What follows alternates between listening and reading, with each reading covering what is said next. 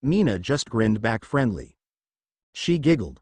Of course. I am going to grab some clothes and then go straight to my house.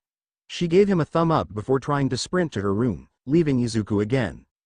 Izuku tried to say something but quickly decided not to. He shook his head in disappointment before heading to his room, passing through Todoroki again, who was adding some new things like, looks mean, and, skinny and creepy. Izuku just yawned. Walking up the stairs, unknowingly Aoyama was still staring at him.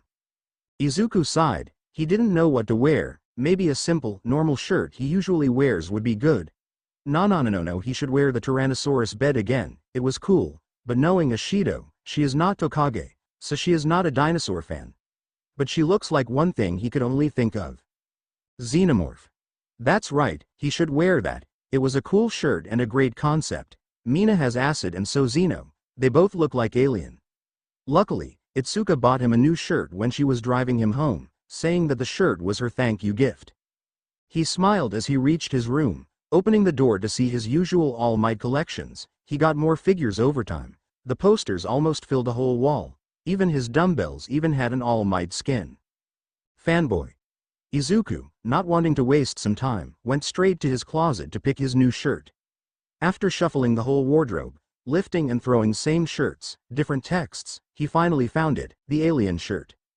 The shirt was gray color. The design was similar to Izuku's 173 other shirts, but he likes it anyway. He cackled when he saw the text printed on the shirt. It was an alien drinking some coffee, its cup nearly touched the mouth, and the text was, humans. Nice quote. Izuku wiped the tear, and then giggled again due to the joke, after putting in the shirt and some random jean. After straightening his shirt a bit, he nodded to himself before stepping out of the room. Immediately Mina appeared right in front of him. Yo, let's go, Midori. Izuku gasped and held his chest to calm down. Please Ashido, don't scare me like that, he pouted. Mina giggled, waving her hand. Sorry, but let's go. She snapped her fingers and quickly ran toward the door, but she was suddenly stopped by Izuku, who just shook his head in disappointment. Wah. You didn't give me an address, and now you are trying to run home without me? Izuku deadpanned and clicked his tongue like a cartoon character being disappointed. Ashido looked dumbfounded before hitting her palm, her face twisted into realization. I nearly forgot it. Thank you Midori. She grinned before taking Midoriya's hand by surprise. Then come on, let's go. Izuku just reluctantly being dragged by her, guessed that the time he spent with girls finally paid off a bit. They walked down the stairs. Some of their classmates noticed them but quickly ignored it, except for Mineta who was screaming that Izuku was a ladies' man, always seen taking to girls. But everyone was used to it now so they simply ignored his rants. After walking out of the dorm, Izuku was quickly tackled by Mina, who just grinned at him before slowly wrapping her arm around his. Ashido. She shushed him off, patting his muscular bicep to ease him up. Relax, Midori, it is cold tonight, some warmth could help. She gave a bright smile. Izuku nodded. It was really cold though, she might need some heat. The couple, fake one, walked down the street. Izuku sighed in relief that he didn't face anyone that teased about them. The last dates got him embarrassed a lot. Hopefully nothing happened this time. Except for the florist whose eyes nearly dropped from the sockets. He tried to contact the butler but was quickly denied. But couldn't she make some acid that can generate heat, but not dangerous? Izuku cupped his chin. Ashido's quirk is acid, of course, but she could probably make a new variant of acid like that. That would make a lot of possibilities about her quirk. Daigoro facepalmed. Hey Midori, nice shirt, Mina complimented. Thanks. Kendo-san bought it for me. Izuku showed her the text, which got her laughing like hell. Alright, we are here. Mina announced as she stopped in front of a particularly large house. Its style was classic, just a two-story house with a balcony and a yard. Oh yay, wait, how? Izuku scrunched his nose, his hands rapidly rubbing his chin. How? What do you mean, Midori? Mina leaned closer, her eyes show some curiosity. I felt like time just skipped. Izuku mumbled, feeling something is not clear here. Mina also imitated Izuku's pose, pretending to be wise, but quickly gave up. She shrugged her shoulders before urging Izuku to go in with her, clearly not hearing a shout. King Crimson, from somewhere. I am here. Mina shouted after opening the door, Immediately a series of footsteps could be heard from the second floor. The kids are here. Mina and Midoriya Izuku. The kids chanted as they sprinted toward the UA students. All of them swarmed around them, hugging Mina, but Izuku was not lucky. Hi, my name is, we know. A kid grinned. He grabbed Izuku's shirt and inspected it. Nice shirt, Mido ni. Thanks. Izuku shyly scratched his head. The kids at first glance are kids, unlike the one at the dojo. So why don't you two come in? Auntie Mai is cooking at the kitchen. A girl said as she tugged both of their sleeves, leading them to the living room. Who is Auntie Mai? Izuku asked. Mina took his hand. It's my mom, Midori, come on. She grinned as she led him to the direction. The kids all watched with comical red eyes when the couple finally out of their sight. They all whispered something together, nodded to each other before following the two. After reaching the living room, it was kinda cozy and warm, he noted. Mina on the other hand just flopped down the sofa and turned on the TV. The television showed a channel about studying could benefit our live. Nope, Mina said, decided to switch the channel which featured about some comedy show. She put down her remote to watch the silly show. Izuku also watched with her. A man wearing clothes like a pirate opened the door. What made Izuku really cringe a bit was his big grin, weird nose and his accent. Hello there, I'm Dr. Livesey. What seems to be the matter? Doctor, help. The captain is injured.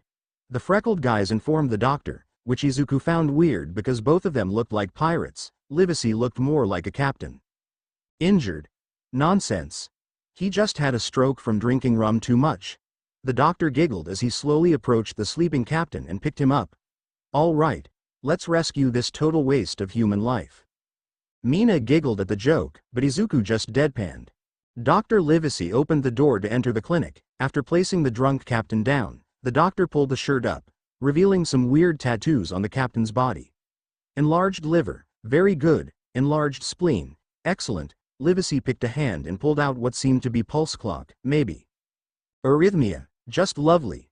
Very splendid. Livesey pulled out an earpiece shaped like a trumpet out of nowhere, placing it right on the short man's chest to check his heartbeat.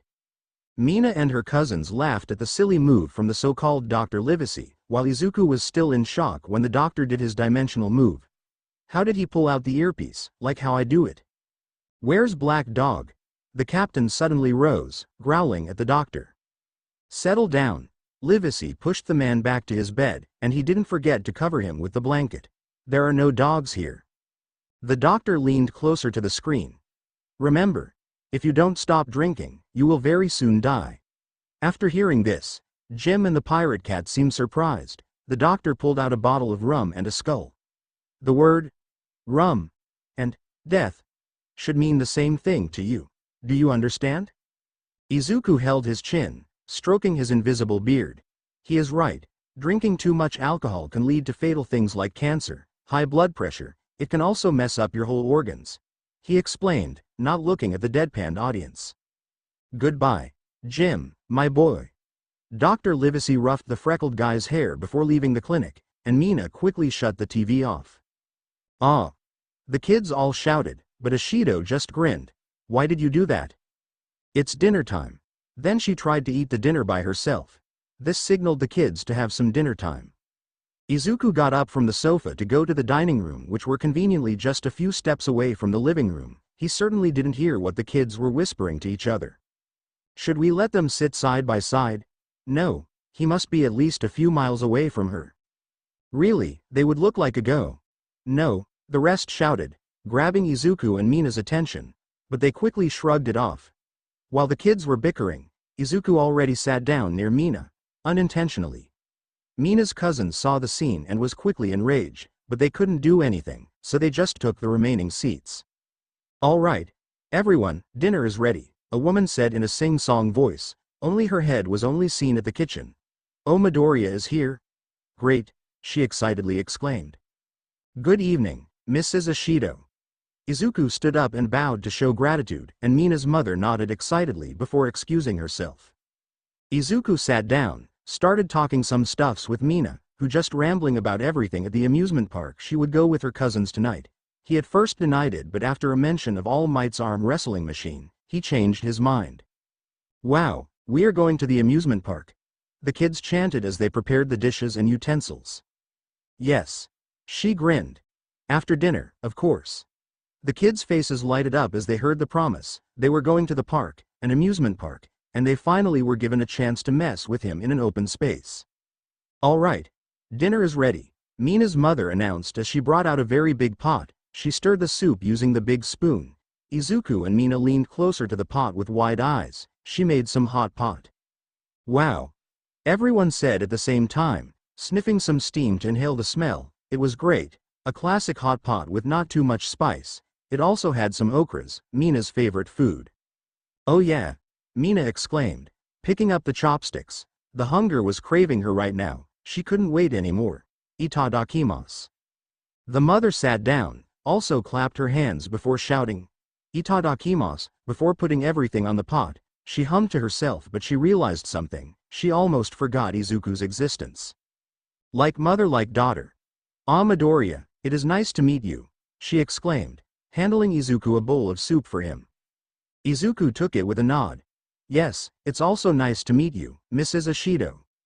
Izuku also clapped his hands before eating the soup. It was delicious, he would say. The amount of spice is enough. The okras were good, also good tofus too. My name is Ashido Mai, but you can call me Auntie Mai or Mai the dancer or Mai Mai. The mother named Mai kept rambling about herself. Unknowingly made Izuku sweat dropped at the introduction. She really likes talking with people. Mina snickered, with a mouthful of soup in her mouth. Izuku gulped, while Mai was kept rambling about why her husband always went out to work a lot, but it was actually he always sneaked away to drink some beers with his stupid coworkers, or how many times Mina almost broke her pelvis for the new dance, which almost made the pink girl spit took her meal. So anyway, how did you two, she pointed at the two, her smile got wider. Get together? She smiled as Izuku blushed slightly, and Mina still looked unfazed, eating normally. Damn it, I didn't ask Ashido about it, it is all on me now. Izuku mumbled in his mind. The good thing is all the previous users would help him by making a fake story for him. Daigoro snickered about how they met was because of Mina's twerk, only to be punched again by Nana. So we met through spar, or I would say it was just a dancing lesson to increase my flexibility. After a while she and I had feelings and then I asked her out. After hearing all the story, Mai grinned widely, knowing that finally her daughter had some love. So tell me every moment you two have spent with each other, she ordered him. Izuku squeaked, so he had to narrate 3 years of their life, in the middle of the meal? Wait, really? A nod from her reconfirmed the question. Izuku nodded to himself before retelling the whole story.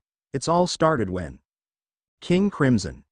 A random boy shouted, the surrounding immediately crumbled, the chunks floated into the void, leaving only everyone at the table still present. Phew, I don't want to hear a few hours long story, he said as he sped up the conversation, Izuku's mouth movements rapidly rapping as the boy skipped time. Seen through it, I see it, the story in the future. The trajectory of the story in the future. Within King Crimson's ability the world's time disappears, and no one remembers the story they talked within this segment of time. The clouds in the sky don't realize they've broken apart, a flame that is extinguished doesn't even realize the moment it went out. The boy commented as he walked around, using his quirk to skip to the end of Izuku's story. All that remains in this world are the results. In the world where time has been eliminated, all stories become pointless. I am the only one who can react to those stories. I can hear every single of your movements. That was not true. He didn't even bother to hear Izuku's stories. Mostly he kept rambling about how awesome Mina's quirk was. Now how cool sis Mina was. This is King Crimson's ability.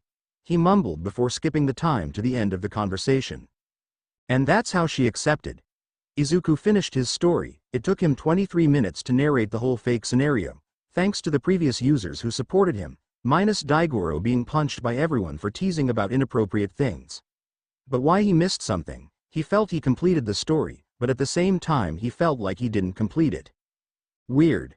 Mai nodded dumbly, thinking about something else the whole time. She didn't hear all of his stories, only dreaming about her grandkids' names. Should she choose Xenoma, or Xenomi? Whatever. Mai cleared her throat, clapping her hands. All right, everyone. Eat fast, I will clean them later. She energetically jumped out the table, which made Izuku's eyes went wide. No one could move that fast after eating a liter of soup, but like mother like daughter, I guess. Izuku slurped the last big of soup before looking at everyone else at the table. Ashido was munching her okras and some natto. He didn't know where she got it, but who knows? Nezu knows though. And the kids were watching him. Their eyes were on him. Although their hands slowly scooping the tofus into their mouths, they continued staring down before Izuku decided to tease them a bit. He formed his hand into a V, pointed at his eyes before pointing at them. He giggled to himself as the kids fumed some smoke from their nostrils, clearly angry about what he did. How dare he? Stealing Mina and then mocking us. You will pay for that. Damn it, you are finished, Midoriya Izuku. Let's go. Mina shouted as she put her bowl on the counter, signaling the kids it's time to go to the park. Yes. The kids all rose their hands up, screaming louder than my neighbor's speakers, which can be heard from a few galaxies away. Be careful. Mai reminded them. She was now doing some yoga, with a baby Yoda plushie placed beside her, while listening to Yo Mama Jokes compilation. Stupid husband missed his chance to meet a good in-law. She groaned as she stretched so flexible that her head touched her toes while doing one handstand pose. Okay. Mina and the kids all answered with a bored tone. Why she wanted them to hold back their naughtiness. They're kids. They are devils actually. Mina and Izuku, bonus the kids, all got out the house. They all wear a huge grin on their faces, except for Izuku, who blinked in confusion. This is one of the fastest dinners I have ever had in my life. The kids giggled, knowing that someone did the thing. They all didn't mind anything now. The cousins all gritted their teeth as they strolled down the street behind Izuku and Mina, who were crossing their arms each other and talking lovingly. They all walked down street, gossiped a lot, mostly about how hard school was, or how tough the training was. Izuku asked them if they wanted to become a hero. The kids all chanted, yes, and already revealed their own hero names. Xenomorph, okay, Pinky Pink, cute, Spice Girl, he loved that name, and a kid even shouted King Crimson? That's a weird name. After a while and a King Crimson later, they finally reached the destination. It was a big amusement park, with roller coasters, a big Ferris wheel, a dragon-shaped ship and a giant plane named Joestar, piloted by an old man. Wow! Mina and her cousins all exclaimed as they stood in front of the large playground. They all waved around, showing their excitement while Izuku just smiled brightly at the scene. It has been a long time since I have visited somewhere like this. Izuku mumbled as he was suddenly being tugged by Mina, who cheekily grinned while dragging him inside the park. Come on! She shouted as they stopped at the counter to buy some tickets. At first Izuku tried to insist that he would pay, but Mina stubbornly denied it. Leading Izuku cowardly watched Mina paid for 9 tickets. And the kids weren't happy with that. He is the boy. Why didn't he pay? Mina invited him for dinner and then she is the one whose money being spent. Not elegant at all. After buying the tickets, Mina shouted they could go in now. Her cousins all gasped when they reached the large center area. They could see full view of everything now, from food stands to arcade, and to Doom's BFG 10,000 writing game too. Wow, can we go now? The kids begged. Their eyes watered as they chanted, pleasey. Mina smiled. It was so cute, she couldn't help it. All right, you can go somewhere, but not too far.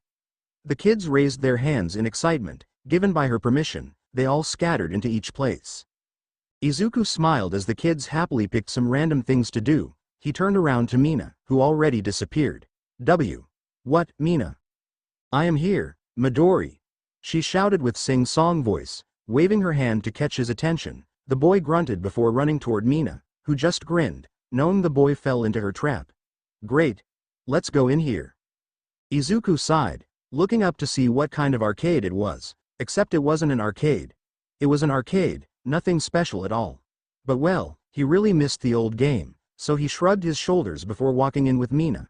And he definitely didn't notice the kids were watching him from afar. They initially dissolved to fool the couple, and then regroup, make some plans to divine them, keeping him far away from Mina.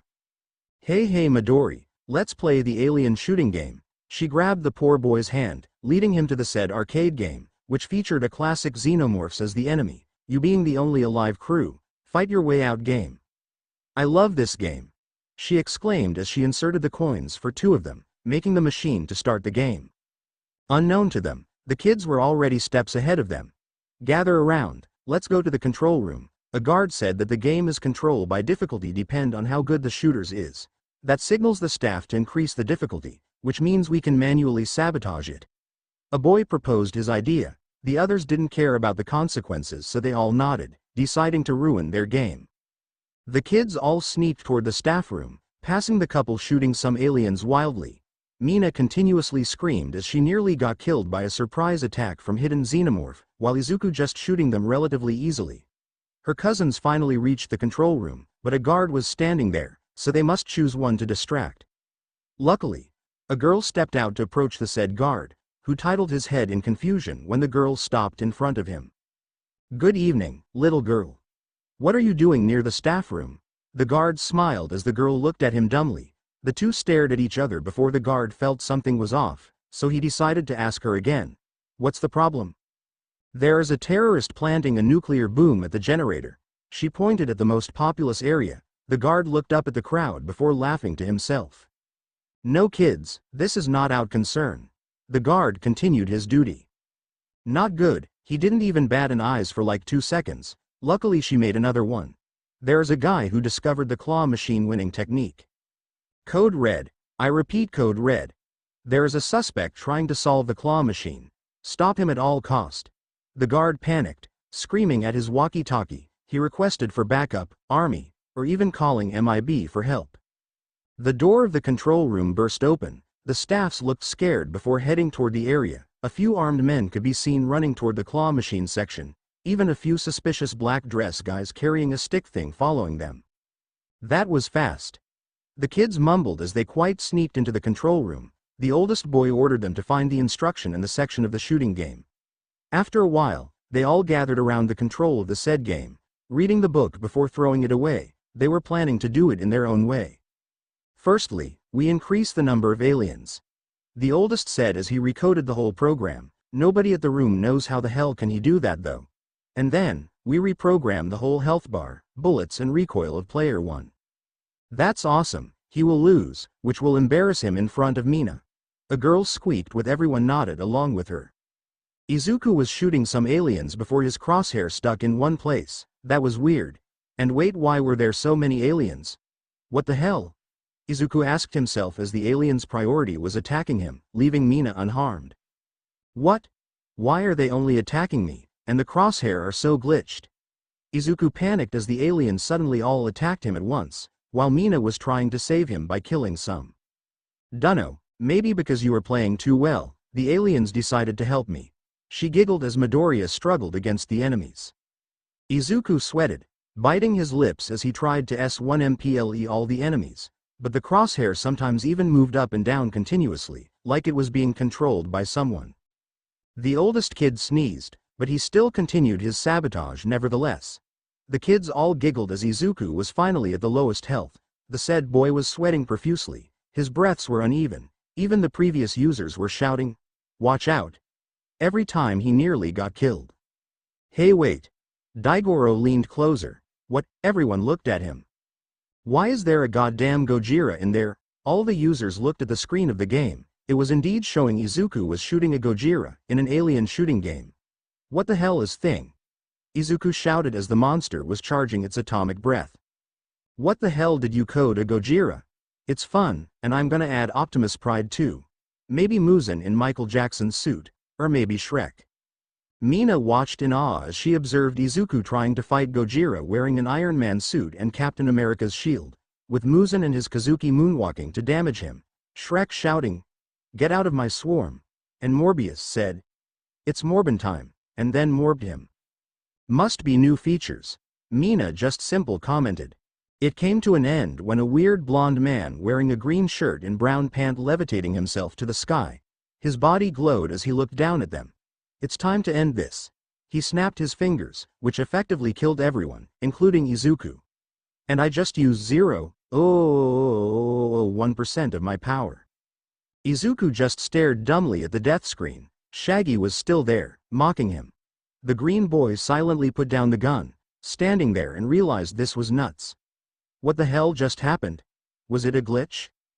"It's a feature," Mina said in sing-song voice before tugging his arm, leading him to another game.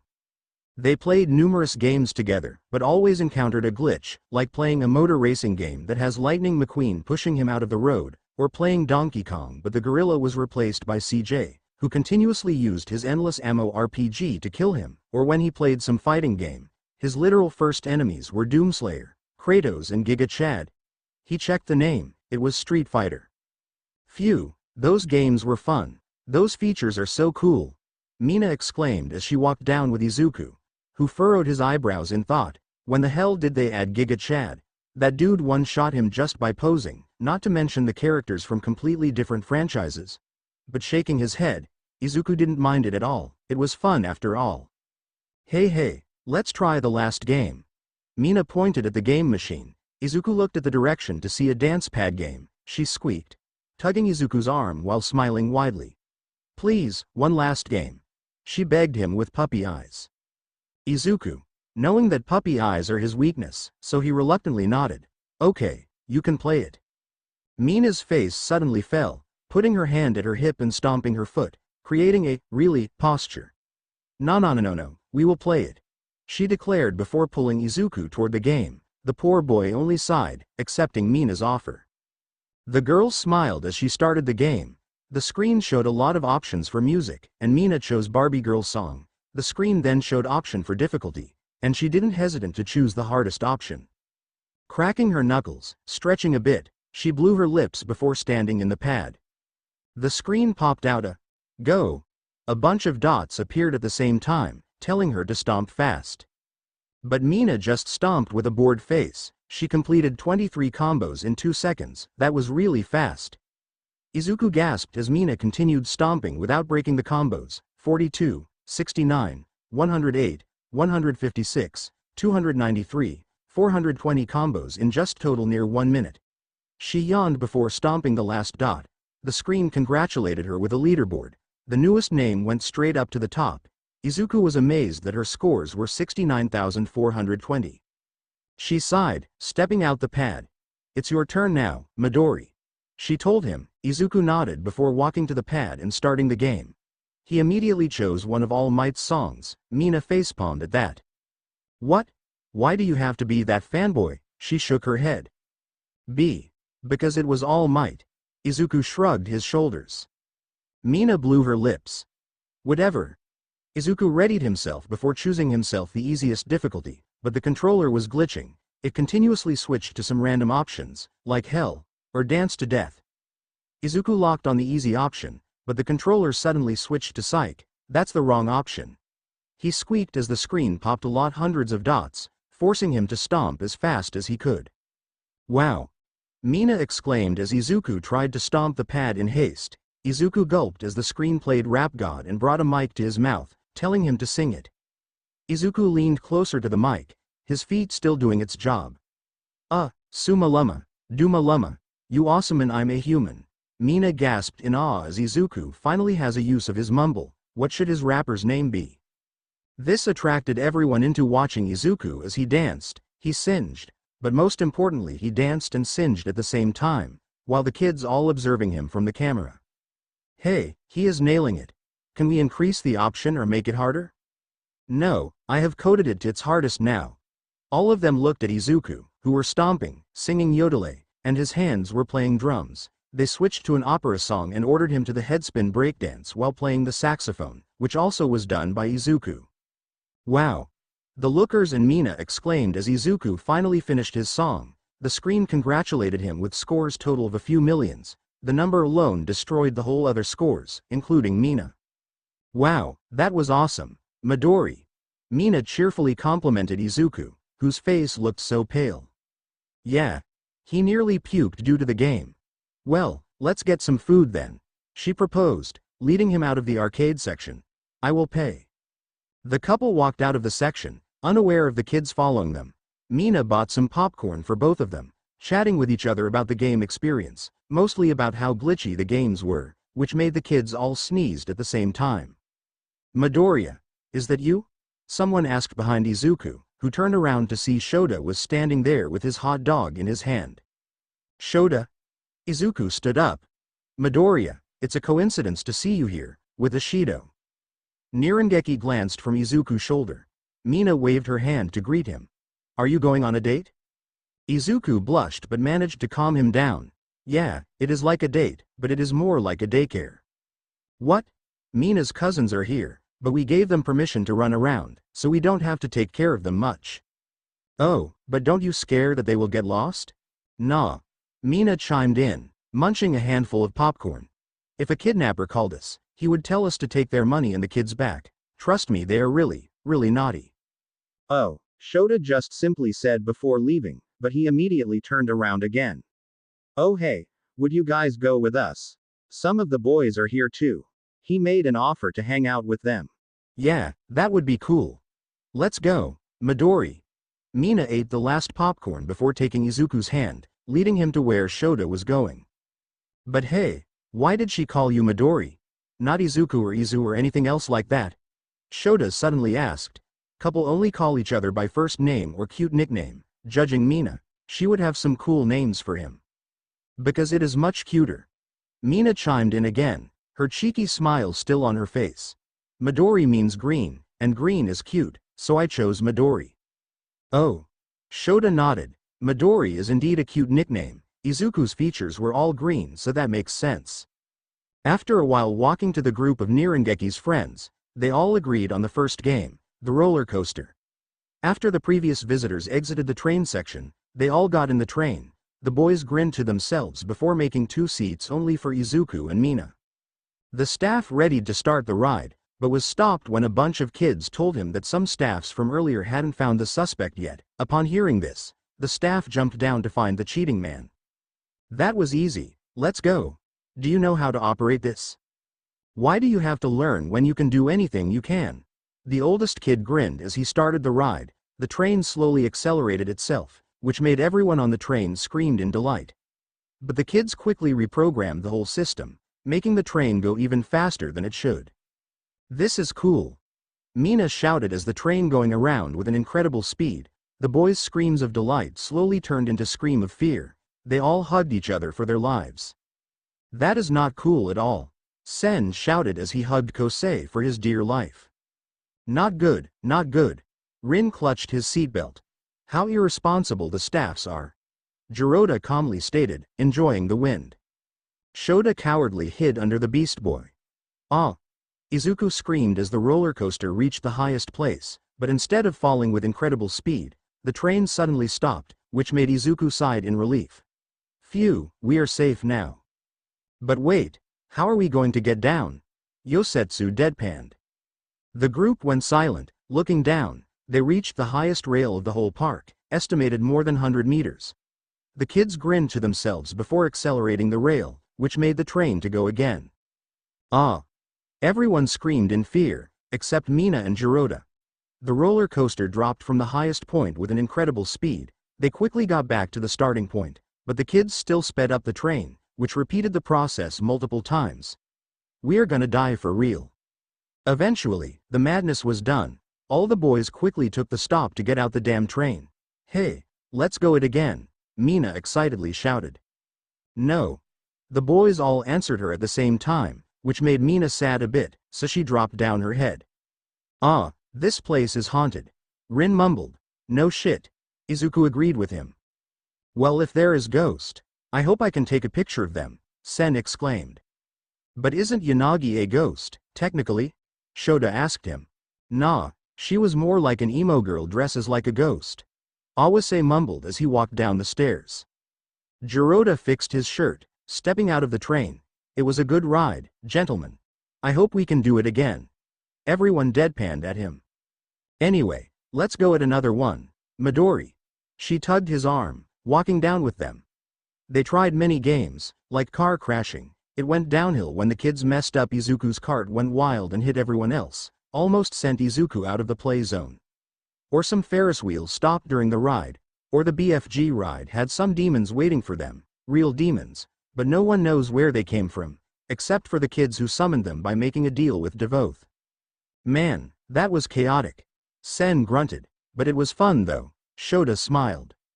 We goddamn went through so many goddamn near-death experiences in just a few games, Awase deadpanned. But it was fun. Izuku chimed in. Everyone else nodded despite the risk. They had fun, that's all. They chatted with each other, while Mina was talking a lot about everything. The boys snickered at Izuku about having a girlfriend, which made Izuku embarrassed. Bros before hoes. They all whispered near his ears, reminding him that homies come first. Hey Midori, last one before we go home. Mina pointed at the large building with a big heart struck by an arrow. A sign could be seen, and it read, Tunnel of Love. What, Mina, for real? She nodded. But why? Are you dumb or something, Midori? We are a couple. She grinned, dragged him toward the said building. The boys all saluted him, watching Izuku being dragged by her. When they reached the counter, they didn't expect to meet them. Shota and Emi and also Eri were there. It seemed like they were also buying some tickets. Aizawa-sensei. The grumpy teacher turned around to see his students walking toward him. I didn't expect to see you here. I am also not expected to be here. Shota grunted. Ah, you are Midoriya Izuku, right? And you are Ishido Mina, am I correct? Ms. Joke asked from behind Shota, who just blocked them, not wanting Emi to approach another shipper. Yes, it is me. Then you must Ms. Joke, and you are dating our teacher, hooray! Mina enthusiastically cheered, knowing that the Gru ripoff finally would have a chance to get paid. Hello, Eri. Izuku patted her head, ignoring Aizawa was separating the two madwomen behind him. Is Aizawa-sensei going out with Ms. Joke? Yes. Eri grinned. Papa Shota finally has a girlfriend, which means he won't get old alone. Don't call me old, Eri. Aizawa grumbled. But aren't you 33 now? That means you are kinda old right now. Eri innocently stated, looking at Aizawa's face. The grumpy man sighed before nodding. He is old indeed. Ah, Shota, don't be sad, at least you will grow old with me. Emi patted his back to cheer him up, with Mina nodding along with her. But that only gave him nightmare. Imagine living with her, hearing her laughs every single minute, with a bunch of kids that have her attitude, which means he would have to deal with Ms. Joke and a lot of jokes. What a joke. The staff deadpanned. He was just doing his job and then a bunch of people talking to each other in front of the counter, completely forgot about the tickets. Tickets. Mina and Emi perked up, they really nearly forgot the buying process. Of course, two couples. The women said at the same time. The staff nodded, starting processing the tickets before pinning it, and gave it to them. Have a good date and a good family date. Aizawa hummed in confusion. Wait, hold on, she and I are no. Emi quickly shut his mouth. Her smile was present, the aura emitting from her told him to shut up. Say it, and the gift I gave you will become your coffin. Despite the thought in her mind, she was still able to smile, which perfectly hid the threat. Everyone else gulped in fear. Yay, let's go. Eri, the most innocent person in the group, exclaimed as they received the tickets and headed to the area. And when they got there, they felt disappointed. What the? Izuku asked himself when they reached the so-called Tunnel of Love. It was indeed a tunnel, but filled with water to about half a feet near the stand. The only transportations were silly-looking swan boats. Eri was the one gasping, amazed by the cute scene. The lights look so cute, and the swan boat are too adorable. It is ugly. I love it. But Eri's compliments about the place didn't boost them at all. They all stared down at the depth of the water and the silly swan. I never liked the Tunnel of Love. Sitting in a big plastic swan and a half-foot of water, that ain't romantic, that's stupid. Aizawa grumbled. But anyway, let's try it, Emi and Mina shouted. Izuku and Aizawa looked at each other, then back at the girls, and then at each other. They nodded, communicating telepathically about how miserable their lives are. Izuku and his teacher readied the swan before telling the women they were ready. Emi and Mina giggled before telling them how charming they were, after they all sat on the big plastic boat.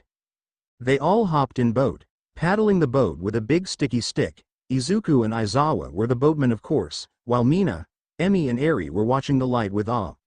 The little girl tried to touch the water but Shota quickly stopped her, saying the water may be not safe. Ah, Papa Shota, the water looks deeper now. Aizawa looked at the water, it was indeed darker now, guess they shouldn't judge it too soon. So they built it like the sea, Eri, it gets more slope the farther we go. Probably did that for safety. Eri gasped at the new information and pulled out a cute notebook to write it. Wait, where did she get that from? Aizawa eyes Midoriya, who turned away and whistled, pretending it was not him. Well, the light gets more pretty when we go deeper. Mina pointed at the light source at the start and above her.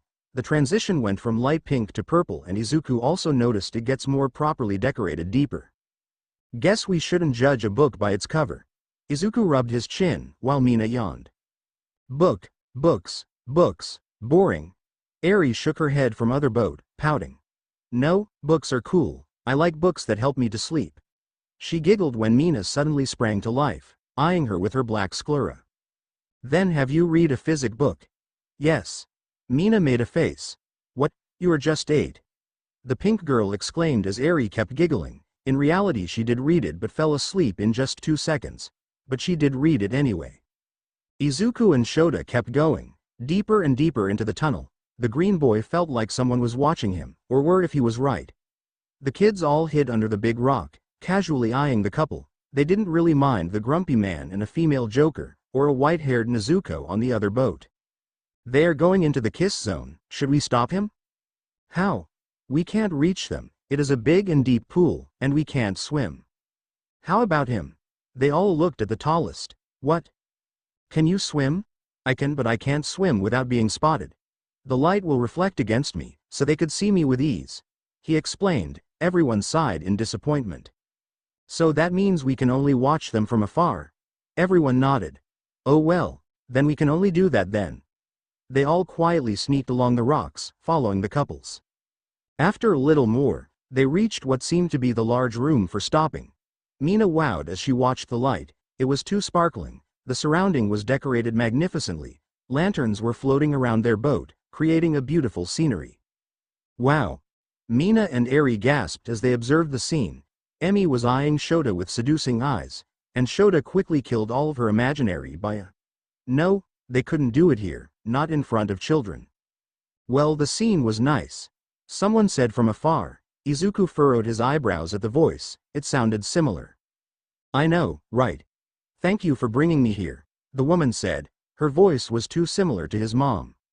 Hey Midori, where are we going? Izuku didn't answer her. Instead he went straight to the voice. They sounded louder as he approached closer. Izuku couldn't see them clearly because they were at the dark spot. It was my pleasure, after all. The man roughed his head.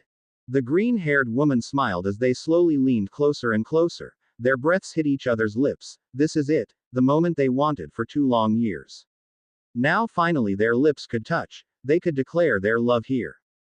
Mom, is that you? Inko froze as she realized the voice. It was her boy, her Izuku. All Might was no different. His eyes widened as Izuku paddled closer. Mom? He asked again but got no response. Inko panicked as Izuku coming closer, and Yagi had nowhere to hide. This is the way. I'm sorry, Inko, but I have to do this. Yagi picked up her hand to lightly kiss it. He stood up with a fierce determination on his face. He was going to do it. He was going to jump out of the boat. Yagi took a deep breath before jumping out of the boat. This surprised both Inko and Izuku. They all watched in confusion as All Might swimming away from them, leaving everyone stunned. Why the hell did that guy do that?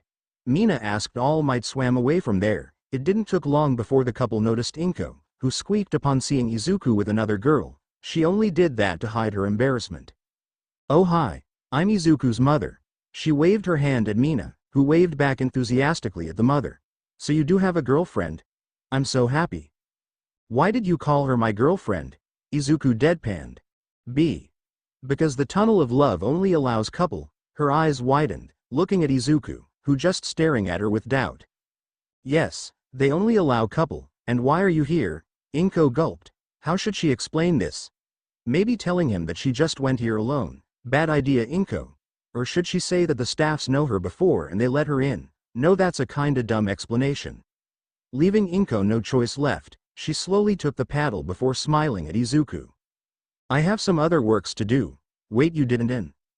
Inko started paddling away from them, her hands using all of the muscles to add more strength. She smiled as she was getting farther and farther away from them. Have a good date, Izuku. She shouted before exiting the tunnel from the other side. Izuku and Mina just kept silent, watching Inko getting away from them. Izuku found it weird that she went here alone. This place allowed couples. Does that mean she came here with another man? But who was he? Certainly not his dad because they divorced long ago, and the mysterious man was too tall. Weird. Mina simply commented before going to the next site. The rest of the tunnel was okay, but not memorable for them. They sighed upon exiting the building. It was a fun ride for Eri, who got to see a lot of lovey-dovey moves from Emi to tease Shota, and Izuku and Mina told her that they saw Inko but she ran away. Wow, I wonder who did Ms. Inko went out with, Eri exclaimed. Yeah, we should go again sometimes. Mina squeaked with Eri, chatting about their experience tonight. Izuku watched the two of them getting along, smiling to himself. He had a good day tonight, except for the accidents and the weird glitches, but overall it was good for him. But he felt empty, he felt incomplete, a chunk of his soul was gone, because he almost forgot one thing. The All Might wrestling machine. Izuku perked up as he looked at the said game arcade, which was conveniently placed near him. Izuku huffed, cracked his knuckles before stepping near the machine. He and the All Might statue stared at each other. Izuku nodded before placing elbow at the pillow, gripping the hand tight before switching the difficulty to the highest.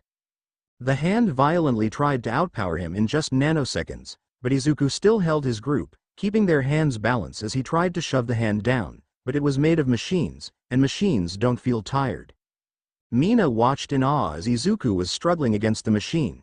His breaths weren't even, his face went red as he held his breath. Everyone walking through also joined in to watch the match. They cheered him, shouting loudly, and so Mina did the same, cheering him. Come on, Midori. Izuku's eyes shot open, hearing her cheer really boosted him up, so this is the powerful of friendship love, he screamed, using all of his might to take down the machine. His muscles went berserk. The cheers got louder as the machine showed some sign of being moved. Izuku gritted his teeth when he finally got it down, nearly down. Do your best, Midori. Mina shouted at the same time Izuku screamed, successfully winning the wrestling game. The audience clapped their hands, congratulating him when the machine popped out a whole speech, voiced by All Might. He smiled to himself, watching the machine slowly revealing the gift for winning. He got up to see a speaker. People around him giggled as Izuku confusedly inspected the speaker. He really went this far for a speaker. After a while they all walked away. Izuku looked at his gift, staring at it dumbly. A single tear dropped from his eyes. He used his not fully healed arm for this? All that for a single speaker. Mina appeared right next to Izuku, smiling widely. Congratulations, Midori. That's a nice speaker too. She patted his back. No, Izuku stood up, looking at her. It's for you. He handled her the speaker. The girl was speechless. She didn't wrestle that thing. He did, and he deserved to have it. No, Midori. You finished the game and you have the right to have. Izuku placed the speaker firmly right on her hand, which made Mina really mad. Hey, why did you do that? You said you dance a lot, right? So I guess you will need it. He smiled, pushing her hands holding the speaker closer to her chest. Mina was still processing her mind. This speaker, he beat the machine for it, and then he gave her like a gift? Although she is a cheerful girl, she always pays something back. Hey, Midori. Wah. Izuku was shut off when Mina suddenly smooched her lips right on his. Izuku was surprised but continued kissing anyway. Going out with the girls finally paid off. Hey, Deku ni. Papa Shota and Mama Emi were kissing behind the building. Eri shouted before turning around comically upon seeing Izuku and Mina were also kissing. Damn, bro got the hoe. Awase peeked his head out of the bush. Do not refer women as hoe, Mr. Yosetsu. Jirota lightly slapped him. But they look cute though. Shota commented. Sen took a picture, smiling to himself as the picture slowly popped out. Caught in 4K.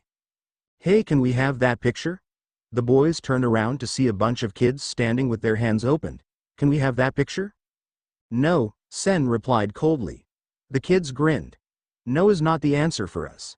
They snatched the picture before sprinting away with an incredible speed. What the? Get them. Sen chased after the kids, with the boys assisted him. After a while they lost sight of the kids. Shota suddenly remembered something. But wait, couldn't you just take another picture of Midoriya and Ishido again? Everyone else looked at him. Fuck. Sen forgot that he was the one holding the camera. Eri dreamily walked down the hall of UA, smiling to herself about the kiss Papa Shota had with Emi. Opening the door of the teacher's room, the teachers all smiled at Eri. Guess what happened last night? She giggled. What? They all asked at the same time. Papa Shota kissed Mama Emmy. She raised her hands up. There was a long pause before the teacher did the same thing. Go crazy, go stupid. Ah. And also Deku ni and Mina kissed too. Nobody heard that due to the noise. Pony. A bunch of horses greeted her upon kicking the hell out of the door. The blonde girl stopped her anime, walking down the stair with a big smile. Her father and brothers are here now. She hadn't seen them for a while. They had a trip back to America again for business, leaving her and her mother here. But now they are here. Pony, a large bulky half-cow and half-horse-looking man towered his sons, fiercely called out to her daughter. The large man snorted as his daughter running down the stairs. Dad! Pony exclaimed as she ran toward her father. Pony! The father also screamed before doing the same. Due to the plot, the scene suddenly went slow motion, father and daughter screaming and running to each other with an incredibly slow speed. Pony's eyes watered, and her father's heart burning with love. He finally met his daughter.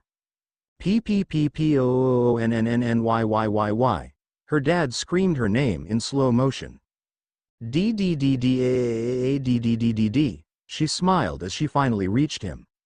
The two finally came for a hug, tightly. But Pony didn't feel anything. She squeezed him with a little bit of force. He faked a gasp to encourage her. The others just rolled their eyes at the scene. After a while, they stopped their little childish behavior. Her father's eyes watered as Pony was now standing tall at his ribcage. Previously she stood tall at his belly button. She was a fully grown woman now, and he was fucking proud of that. And now, his face fell, returning to his angry scowl. Where is he? Pony's face distorted into concern. Of course he only cared Izuku about having a big fight with him. Her father was an American boxer. He was big and tall, like Hercules. His angry scowl resembles Kratos. His will matches Doomslayer. He killed a bear once with only one hand, like a true Russian. After all those achievements, he never met someone to have a true fight. Most of his fights ended in just a few seconds, but some got lucky enough to hold a minute. But after seeing Izuku in Sport Festival, he was interested in him. The boy evolved from a skeleton to a goddamn Greek god in just 2 years, not to mention he was a good fighter and brawler. Both are his favorite things. He grinned to himself. Finally, a worthy opponent. Our battle will be legendary. Pony gulped. That was something else. Izuku flopped down to his bed. Last night was fun, at least only about the wrestling machine and Mina, and also the tunnel of love. The rest was odd. All of the games were glitchy. The bumper cars almost yeeted him to the oblivion. The roller coaster was definitely weird. Should he go ag another nope for him? Izuku yawned loudly, stretching his toes, thinking about who would he go with tonight. Izuku took out his phone to see the list. It was Pony, so he would visit her parents. This should be easy.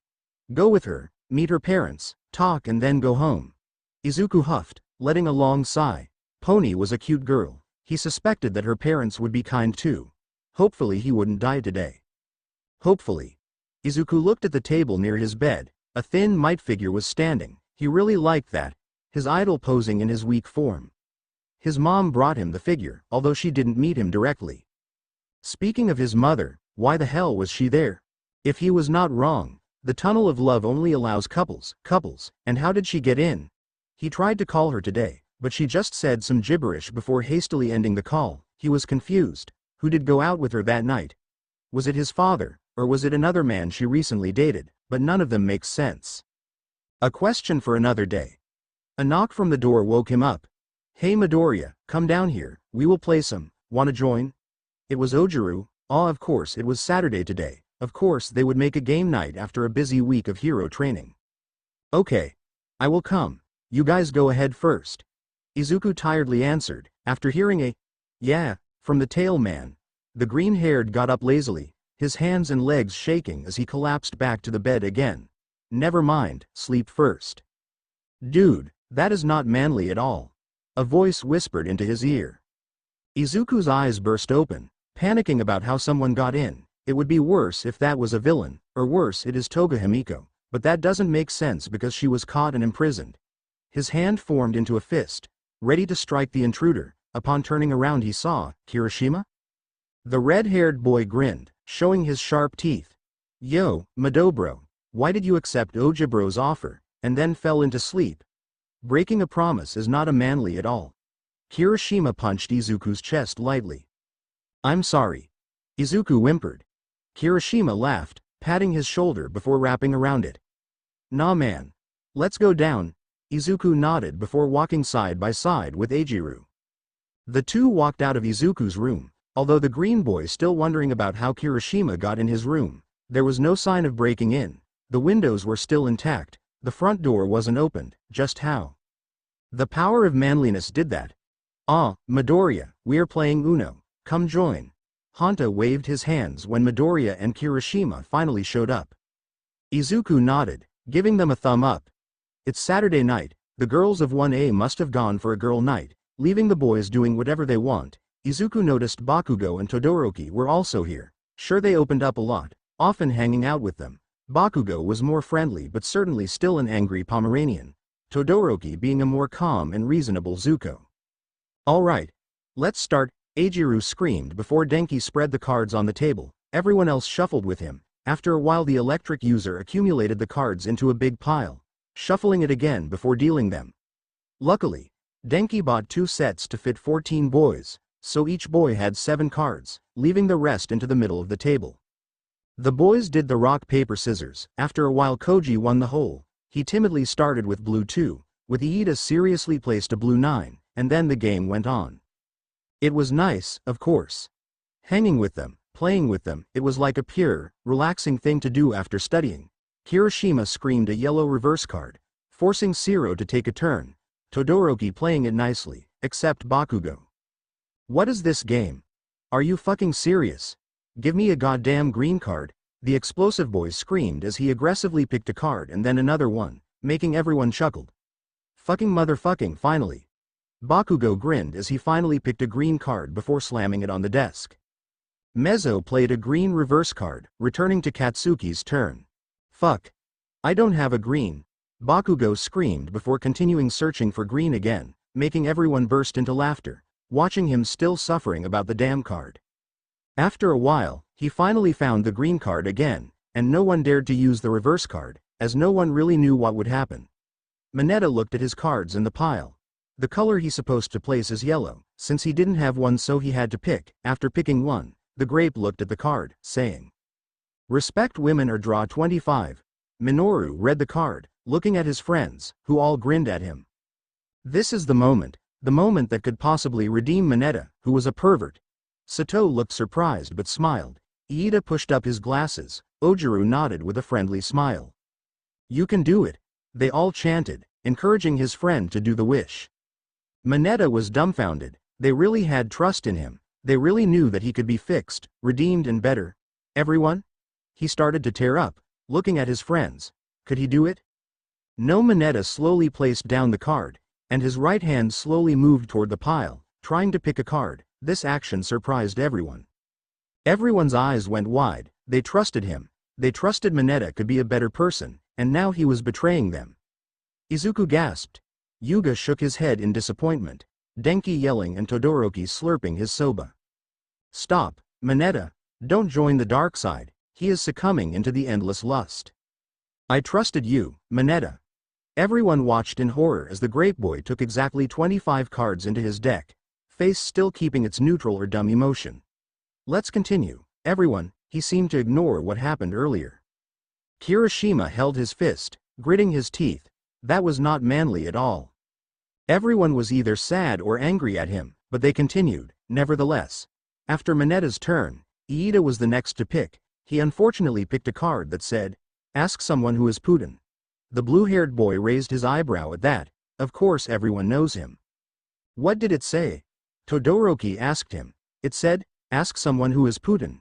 It's weird because we all know who he is. Iida chopped his hand at the request. Okay. Just ask. Denki urged him, although everyone could feel something was wrong here, considering Kaminari's grin was weird. Very well, may I ask you who is Putin? Iida pushed up his glasses. Denki grinned ear to ear. Putin D's nuts in your mouth. He laughed at the joke, with Mineta and Shiro who also giggled with him. What? Iida deadpanned. Putin D's nuts in your mouth. You know the D's nuts joke that was popular like 2 centuries ago. It still makes me laugh every time, ha ha ha ha. Denki giggled as he tried to explain the joke to Iida, who still deadpanned. Izuku and Bakugo shrugged. They didn't really know about ancient memes anyway. Shoto rubbed his chin, trying to find where is the funny about it. Alright everyone, let's continue. Iida shouted before pointing at Koda, who nodded before drawing a card. The boy widened his eyes at the card. The rest peeked their heads to see it. Say the N-word or draw 1329 cards. It said. Wait, who put this card in the deck? Izuku asked, but no one knew, not even Denki. Koda sweated, looking at his friends, who also sweat dropped. No, Eiichiro shook his head. Denki was panting heavily at the word. But the car? No, all of them said at the same time. Yeah, just take all the deck and you would be okay. Just 26 cards left, you can pretend it was 1329. Denki chimed in, patting Koji's back. The Anavoices user nodded, picking a whole deck to his deck. Everyone sighed in relief before continuing the game, only to see another deck appeared out of nowhere in the desk, with a card saying, say the N-word or draw 2758 cards. What the fuck? Bakugo yelled in confusion. It was supposed to say 1303 cards left, and now it multiplied the card number. Just what the hell? Pick up another deck. Koda did what he was told. Immediately another deck appeared with a card. Say the N-word or draw 5516 cards. The whole sentence was on capital, indicating it was somehow pissed. Koda's body shook as the card told him to do it. Should I say it? Koda nervously asked them. Their muse, must be another way, right? Izuku stammered, but the rest shook their heads. So, it is the only way, isn't it? Koda whimpered, no one answered him though. The boys gulped as Koji opened his mouth and then closed it again. The boy was afraid. No, he was more than afraid, he was scared. He felt hopeless, pressure. All of his muscles tense, his mouth tried to say something but he couldn't. Koji took a deep breath, sweating profusely. Everyone held their breaths as Koji took another deep breath again, calming himself. Nig. Midoriya. Aizawa kicked the door, startling everyone else and Izuku himself. Gah. I did it. Koji raised his hands in victory, getting a few cheers from his friends. While they were having a group hug, Aizawa stepped toward Izuku, who was confused about why his teacher would go into the dorm to meet him. The grumpy man huffed, looking at him with desperate eyes. Midoriya, can you do me a favor? Izuku nodded. Maybe I can, Aizawa-sensei. Aizawa nodded before explaining. Okay, just a small favor. Tonight I will have some stuff to do. That means I have to leave Eri alone, but she doesn't want to be alone and she wants to go somewhere tonight, and you will be the one to take her out for fun. He crossed his arms, looking at a dumbfounded Izuku. Izuku scratched his head. Didn't Eri go out last night, at Mina's date? Maybe ICA. Good. Aizawa cut him off, not letting the boy to finish his sentence. Eri, Midoriya will take you out tonight. The little girl peeked her head out of the door, waving her hands at Izuku, who waved back. All right, I will go. Be good, Eri. He patted her head. Don't worry, Papa Shota, I'm always good. She gave him a thumb up. Yeah, if you were good, you wouldn't have dragged me into the mess last night. You literally forced me into kissing her, and now I am being taken away by her to meet her parents. Good job, Eri, I hate that. He berated her in his head, not wanting to say it out loud to hurt her heart. Guess Aizawa finally had a taste what Midoriya had been going, except he would only do one, and the boy, 14. Aizawa left without another word, leaving Izuku and Eri on their own. The boy smiled at her. Where is Aizawa-sensei going? He crouched down to match her height. Well, Papa Shota said that a very powerful demon told him to follow her, to meet her parents or something, I don't know. She did a Midoriya thinking pose. Izuku nodded, so Aizawa-sensei was going out tonight, leaving Eri to him, but where should he take her tonight? A park's too normal, a movie theater isn't what she wants. How about taking her with Pony? That is a good idea, not gonna lie. Taking her with Pony, she would have a friend to talk with. Her parents would probably forget his existence, and Eri would have some fun. 3 birds with 1 stone. Hey Eri, what about going with me and Tsunotori? He asked her. Eri gasped. Izuku was offering her to go with Sis Pony, with him too. She and Pony were horn buddies, hanging out and eating some apples. She was like a big sis to the little girl. Yes, yes, yes, she excitedly exclaimed, waving her hand adorably. Hey, Midoriya, are you gonna play? Denki shouted from the common room. Izuku shook his head, waving his hand. No man, I have some stuff to do right now. Come on, Eri. He walked out with the little girl. The boys sighed as the door was finally closed, focusing on the game again. Okay, let's continue. Denki clapped his hands, sitting down on the couch. It's my turn. Tokiyami didn't have the right color, so he had to draw a card. His face fell as he read it. What is it? Everyone peeked their head near the bird boy. The card said, bring your dark color friend to America or draw 42,069 cards. Everyone cringed at the request. What the fuck, is this Uno or True or motherfucking Dare? Bakugo shouted. Izuku and Eri were walking to the 1B dormitory, holding their hands each other, keeping each other warm too. They chatted a lot, Eri talking about her day at school. It sucked. Izuku smiled and nodded at her words, sometimes saying school didn't suck, but Eri pouted. No, schools are the worst thing in the world. Eri crossed her hands, looking away. No Eri, schools help us a lot, it gives us knowledge and well that's all.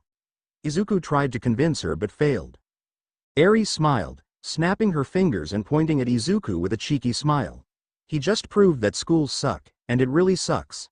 Sighing in defeat, Izuku nodded to please the little girl who jumped in excitement. After a while, they reached the 1B dormitory. The building was built exactly like them, except there was much more mushrooms and moving plants at the garden. That must be Kanoko and Abara's work, and was that a chomper with a mushroom on its head? Ignoring the mess at the garden, they continued to the door, knocking it a few times and waited. A loud sound could be heard inside. It was some gibberish that none of them could explain. The shuffle sounded louder and louder until the door finally opened, revealing a heavily panting Pony, who gasped upon seeing Eri. Eri! Pony! The horned sisters pulled into a big hug. Pony spinned the little girl around. They laughed as the bigger girl started speeding up. This made Eri's face distort into a puke face. Tsunori! Stop! Izuku shook both Pony and Eri. The little girl was put down and coughed a bit, while the horse girl looked down in shame. I'm sorry. Pony kept her head low, but Izuku quickly assured her that was fine, but also told her to not do that again, and Pony reluctantly nodded. Eri stopped her coughing, smiling like nothing happened earlier. Let's go. Yes. Pony excitedly grabbed the little girl's tiny hand. Izuku watched as they strolled down the street with their arms grabbing each other. Pony and Eri talked a lot, like from the whole road they talked for like non-stop. Eri talked about her school and Pony told her about her parents and life at America. The little girl listened to her stories with starry eyes, writing down everything in her notebook. But how did she do that? Izuku smiled as Eri focused on her writing. Pony telling another story. The little girl didn't have a good past, making her a practically scared girl. It really made him happy that Eri had a good friend, or a good big sis like Pony to help her. Hey ya, we're here. Pony guided Eri's head to her house, which was a classic American-style house with 2 floors, but the thing that caught his interest was a big garden filled with apple trees. Apples! Eri exclaimed when she saw an apple hanging from a branch, her mouth drooling. Eri, that's rude. Izuku patted her head, waking her up from the hunger. Pony giggled, looking at the apple. I can give you some at dinner, you can have many at you want. She raised her hands with Eri, who smiled brightly at the statement. Yes. Eri and Pony shouted at the same time, forcing Izuku to cover his ears. After screaming, they went into the house. Pony said, I'm home. Immediately a bunch of cows running toward them. Izuku was super freaked out but calmed down when they stood up and extended their hands. I'm Ellis. I'm Huggy. I'm Billy. I'm Johnny. I'm Ferdinand. I'm Valentine. They introduced themselves in English, extended their hands for a handshake to Izuku, who was still processing the name of her brothers. My name is Midoriya Izuku. It's nice to meet you. He shook each of the brothers' hands. He noticed that their hands were at least twice his own size. Hello. It's also a pleasure to meet you too. The tallest of them said in Japanese, leaning closer to Izuku. Izuku was sweating profusely. They were so intimidating. Although he was tall, they were much taller than All Might. combined with their animal appearance made them look like hulks, cow hulks. Why don't you come inside, have some snacks before proceeding to the main course? Ellis snickered in, giggling crazily. Izuku nodded, following them to the living room for some rest. He noticed that the brothers were eyeing him with suspicion. Their hands tightened into a fist. Izuku gulped, trying to calm his heart down. So, Midoriya Izuku, how did you meet our sister? They finally sat down at the sofa of the living room, eyeing the green boy. Right at the start of first year, she was struggling against some Japanese, so I offered to teach her. Izuku gulped again when their eyes narrowed at the explanation. That matches what she told us, Ferdinand whispered to Valentine, who nodded. Okay, so are you friends or more than friends? He asked again. Izuku tried to answer but Pony chimed in. Yes, he is my best boyfriend, he teaches me a lot, and he often brings Eri to us too. Boyfriend? No, boyfriend. So it's boyfriend or boyfriend? Boyfriend. Boyfriend or boyfriend? Boyfriend. She screamed, shutting up her brothers. Okay. Jesus, and she is Eri? Valentine pointed at the little girl sitting at her lap. Yes, isn't she adorable? Pony held Eri in front of her brothers, who leaned closer to inspect the little girl. Hello, my name are Eri. She spoke in broken English, but they didn't mind. She is so fucking cute. The brothers all cooed in their mind, looking at the adorable girl. Wait, brothers? Ellis pulled them out of their thought. Look closer, she has horn and Pony has horns too. Eri has the same face like Midoriya, that's weird. The brothers inspected Eri. It was true that she has a horn like Pony. Her face and smile were similar to Izuku. That wasn't a coincidence. He fucked her. Midoriya Izuku, you dared to fuck my adorable sister?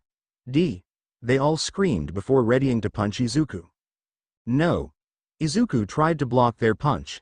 Stop it, dumb brothers, Eri isn't my daughter. Pony stepped in between her brothers and Izuku. Huh? They froze, nearly punched Izuku right on the face, looking at Pony with a weird face.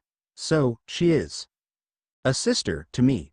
Pony fiercely declared, looking at them right at the eyes. The brothers stopped their madness and calmed down a bit. They nodded at him. Valentine smirked at him. Ellis tried to intimidate him with a stare but it was too funny. Johnny pointed at him with his pinky finger and Billy pulled out AM-16 from the couch.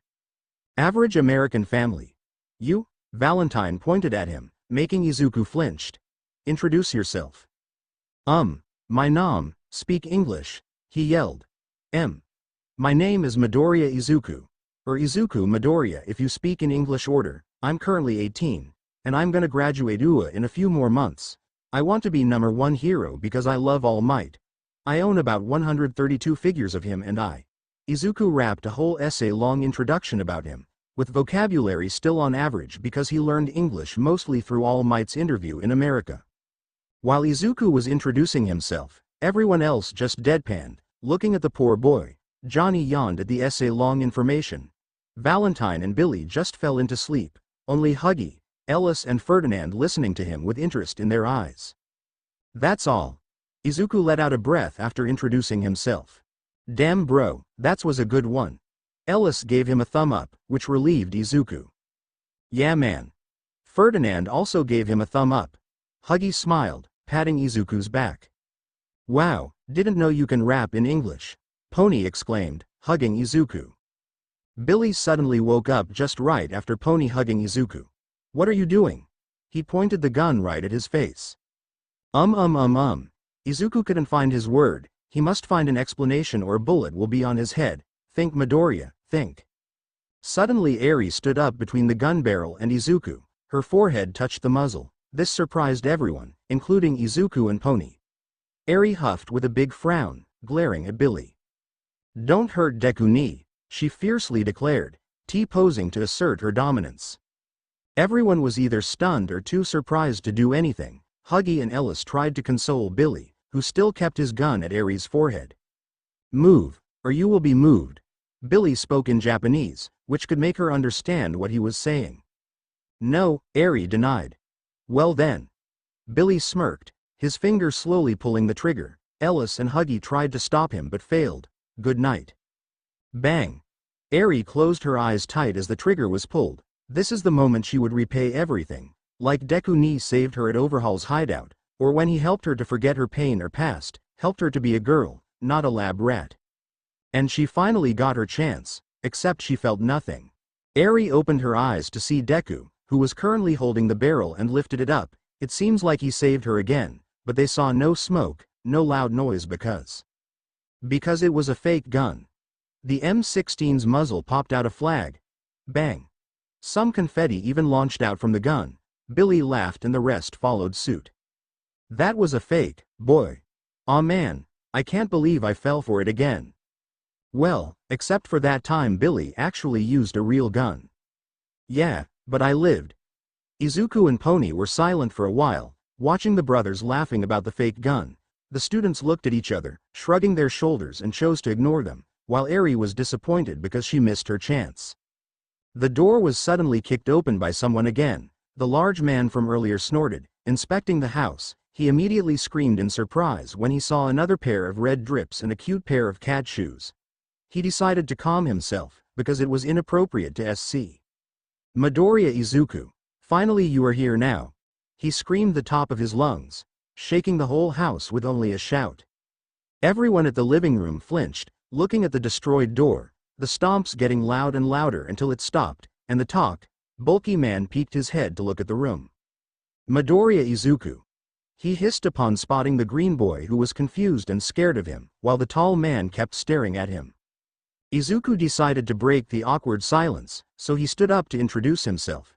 It's very nice to meet you, Mr. Tsunodori. He used English instead of Japanese, just like what the brother said. The large man grunted and nodded, eyeing Izuku with a hint of interest in his eyes. He is doomed. Johnny snickered.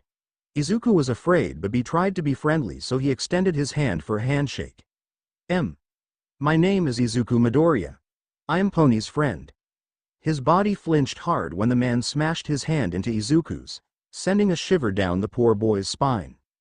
It's very nice to meet you, Izuku Midoriya. My name is Strength Tsunodori. I'm quite a big fan of you, he grinned. Strength? You mean like the boxing champion for a whole decade strength? Oh my god, I am a fan of yours too. You even perfectly imitated Terry Crews's power. That's so cool. Izuku stammered but immediately went fanboy mode upon seeing his favorite American boxer. Power. Mirio appeared out of nowhere and then disappeared. Yes, I am. Strength grinned widely and made a pose. Can you do boxing? A little. That's good. Let's go. He cut him off, urging him to fight now, because they must fight before dinner. What? So what are we doing? Izuku messed with his fingers. Boxing, he declared, punching the wall with a huge grin on his face. You and me. Izuku froze. His body stopped right where he was standing. Boxing, like right now. The brothers laughed out loud when Strength fiercely offered a boxing match. They knew that Midoriya would be indeed doomed now. Eri gasped because in the first time of her life, Deku was sweating and shaking in fear. All of this was observed by Pony, who was simply also praying for Izuku. Don't worry, Nay. Eri-chan. I will order my dad to be gentler with him. Pony tried to defuse the situation, but that wouldn't work like that. Eri nodded but still feeling concern about it. Oh no, Izuku thought before fainting. Is he okay? Nah man. He just fainted. Hey, a punch would wake him up, right? Izuku jolted awake, taking a deep breath before waving his hand to stop them. Wait, I am alive, don't. Good, bring him to the boxing room, prepare him well. Strength cracked his fingers before leaving the room. Pony and Eri came to pick him up. The little girl tried to move him up but unable to lift his whole body. Pony helped her by putting Izuku right on her shoulder, bringing him to her father. I am sorry, I shouldn't have brought you into this. Pony apologized him. But Izuku shook his head and smiled. No, I have been through worse, and to be true, I have always wanted a good spar with Strength because he is cool and powerful. But you could die, Deku ni. Eri pouted, then I would die in happiness then. True, except for the happiness. All of the brothers thought at the same time. When they finally reached what was to be the darkest room Izuku had ever seen, like what Tokiyami and Kuroiro would live in, suddenly a light came out from the and then another one, and they continued before the whole room revealed itself, a room having a lot of equipment for boxing, and a ring at the middle of the room. Zam. Ellis mumbled. Oi kid, nervous? Billy smirked at Izuku, who nodded. Don't worry, just breathe out and in, and then relax. Ferdinand delivered a good tip for him, although it was completely useless. Boy, come. Strength ordered him from the ring, throwing Izuku a pair of gloves for fighting. Izuku caught it before looking at the boxing gloves, green, just as his favorite, a hand patting Izuku's shoulder, which made him turn around, seeing Pony with a gentle smile on her face, and Eri with a grin. Good luck. No, I mean break a leg, not his leg, Dad. She gave him a thumb up, cheering Izuku. Yeah, go kick Mr. I Look Evil's ass. Eri punched around, wishing him luck. No Eri, don't say ass, say butt. Izuku patted her head.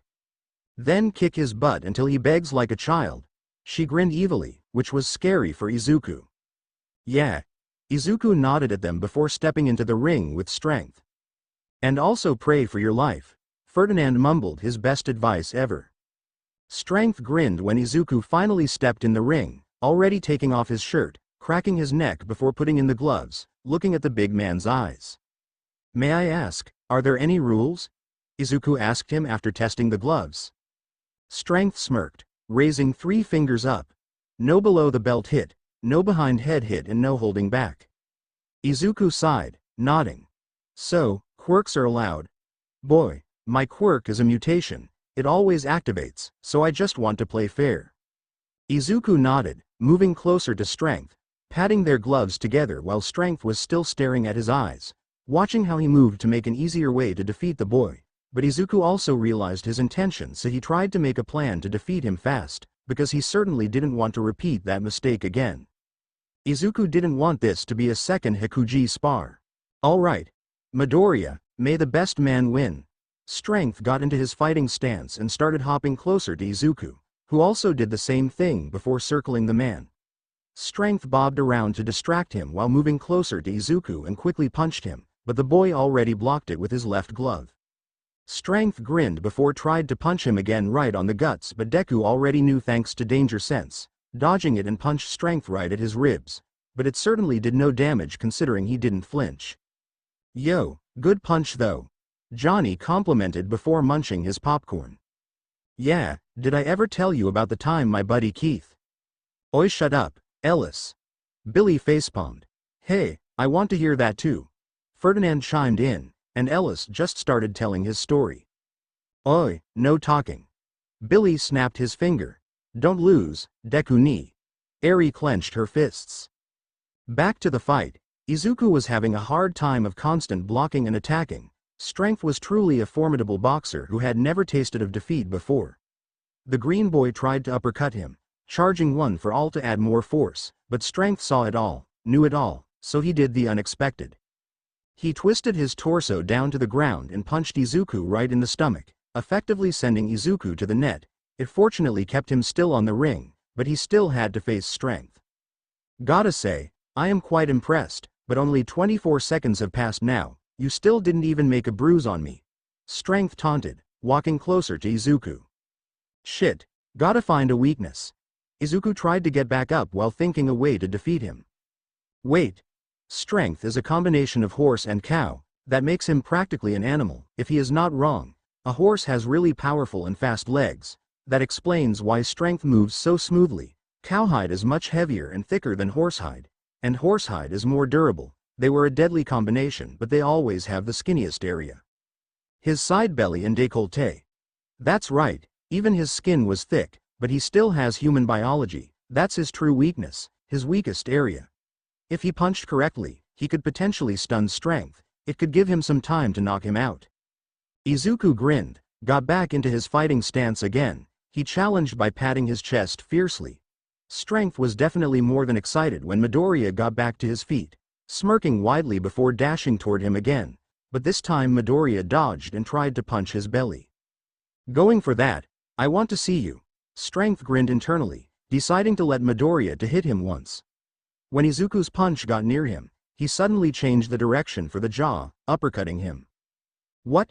Strength was surprised that he fooled him. Izuku wasted no time to continue his assault, constantly punching him at the side bellies. This could buy some time to think a new plan. Oi! Why old man is not attacking? Billy narrowed his eyes. Yeah, maybe because he is being distracted, or maybe letting the boy have some chance.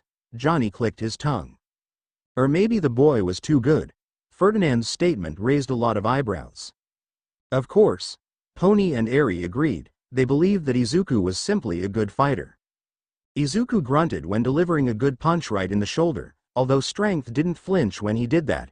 But it certainly did something considering Strength's heavy breathing. This could mean that he was still thinking, giving Izuku time to assault. He is covering his neck. I can't hit it.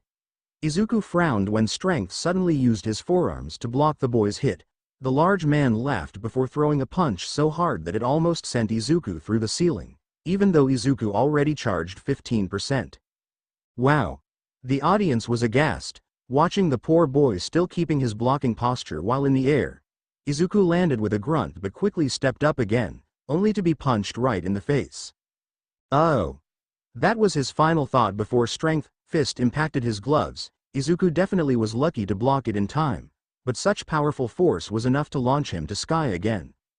Izuku used float to get to the safe place. He needed to escape fast. Strength huffed before using his powerful horse legs to jump. His fist collided with Deku's ribs. Izuku grunted. His side punch luckily didn't shatter his ribs. The green boy dashed away to avoid Strength's barrage. He decided to dash to the corner.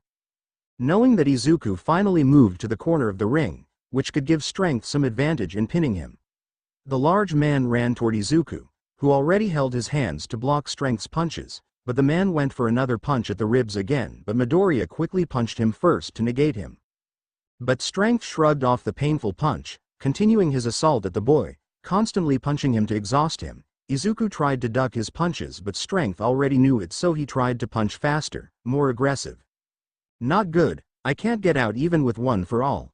Izuku grunted. Knowing that running away is not possible, he took a deep breath before charging one for all to his arms. If he can't run, then fight back. Izuku created a shockwave to temporarily stun Strength, who scrunched his face due to the shockwave. The boy took an opportunity to hit him, but the bull already blocked it with his glove. Let's go. Just FYI, you have no chance. I'm gonna reduce you to a stain of blood. Strength shouted before doing a barrage to Izuku, who also used one for all to do the same skill. They clashed, their fists impacted again and again. Ignoring their gloves were now being destroyed by the sheer force. They screamed as their own flesh were now burning and bleeding, but they continued on. Oh, this is getting interesting. Johnny munched his popcorn. My heart and actions are utterly clouded. I'm afraid that I must have underestimated him before. Valentine mumbled. Go. Ellis, Huggy and Ferdinand cheered both fighters. They had changed their mind about Midoriya. So old man finally got his real battle. Billy smirked. Is Dad losing? Ferdinand pointed out. Strength grunted, slowly backing away from Izuku, who finally used 50% now. This is not good for the bull. He was losing, for real. In all of his life, no one has ever made him feel tired, or even satisfied. But now here it is. A goddamn 18-year-old boy was slowly overpowering him. I have to say, Midoriya, you are one hell of a fighter. That makes me really excited, and now I want you to know one thing. You are qualified. Strength mumbled out, and the boy nearly froze because of the last part. Qualified for what, sir? For being an in-law. Strength whispered before punching faster. Now their attack speed was equal. None of them felt tired or bored, for now their minds filled with one thing. Winning.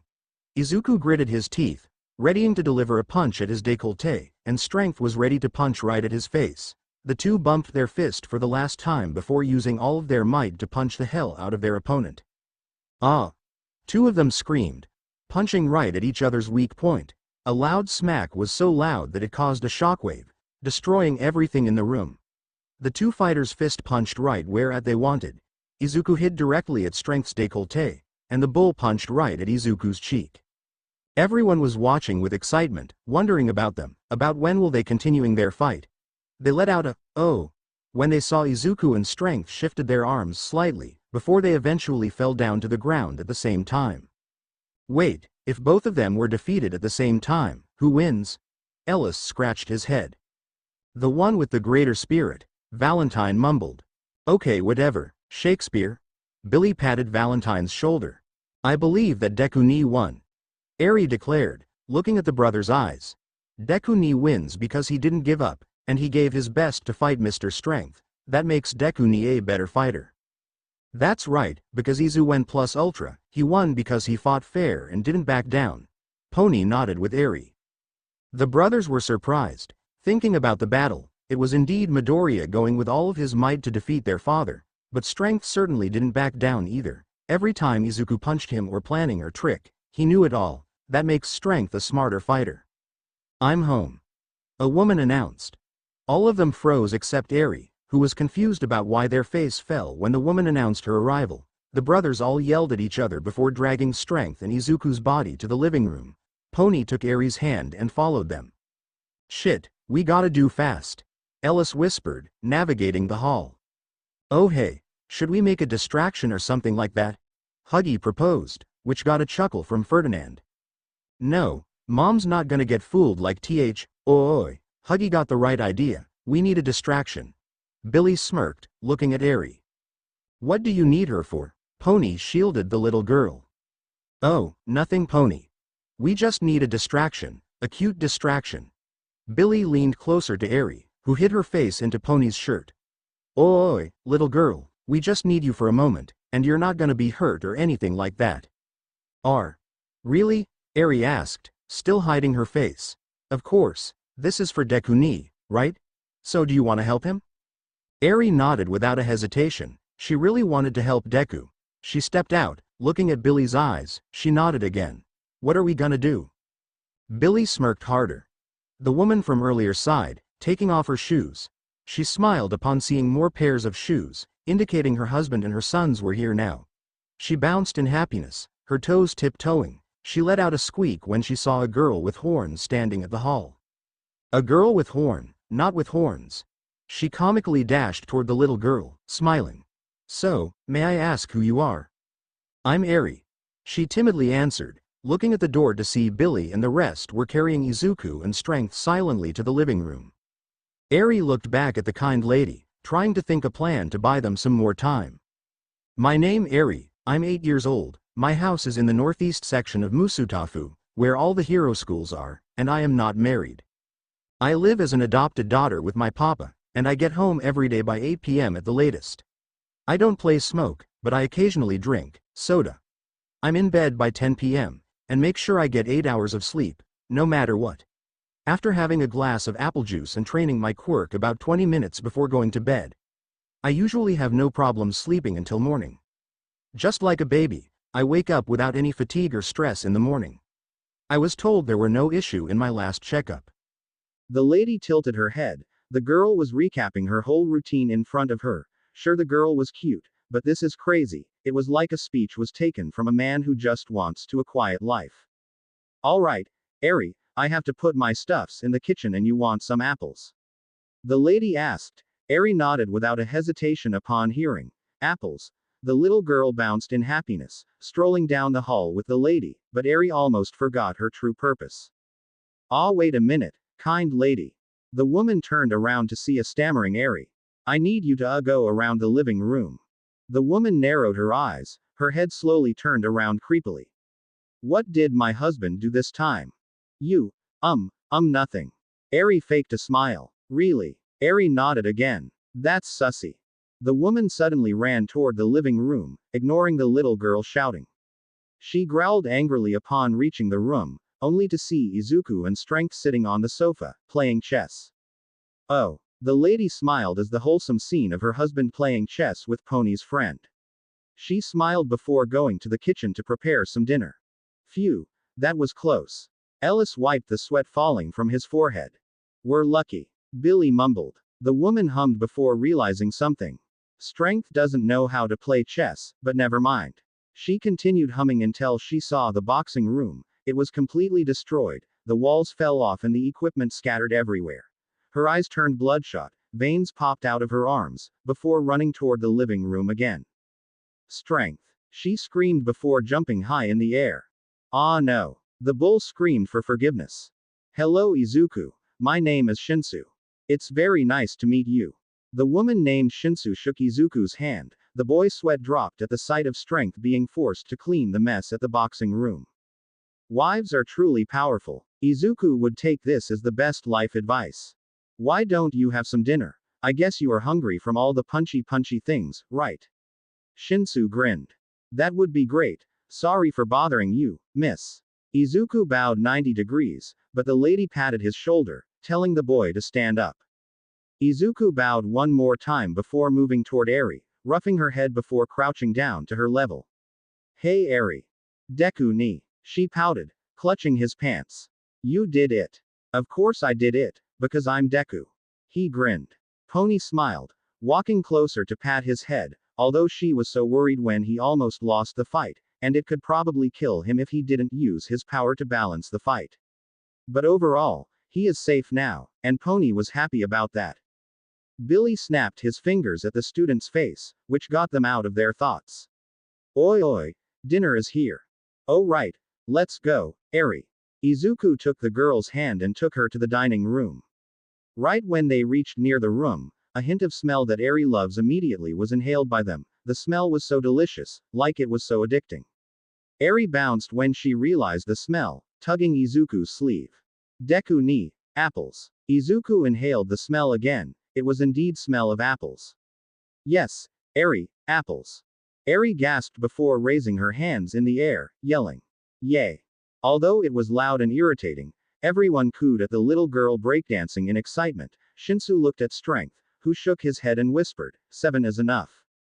Let's eat. Ellis exclaimed, plopping down the seat and immediately tried to munch the whole apple pie for himself. Luckily Ferdinand stopped him. All of them sat down, digging into their meal.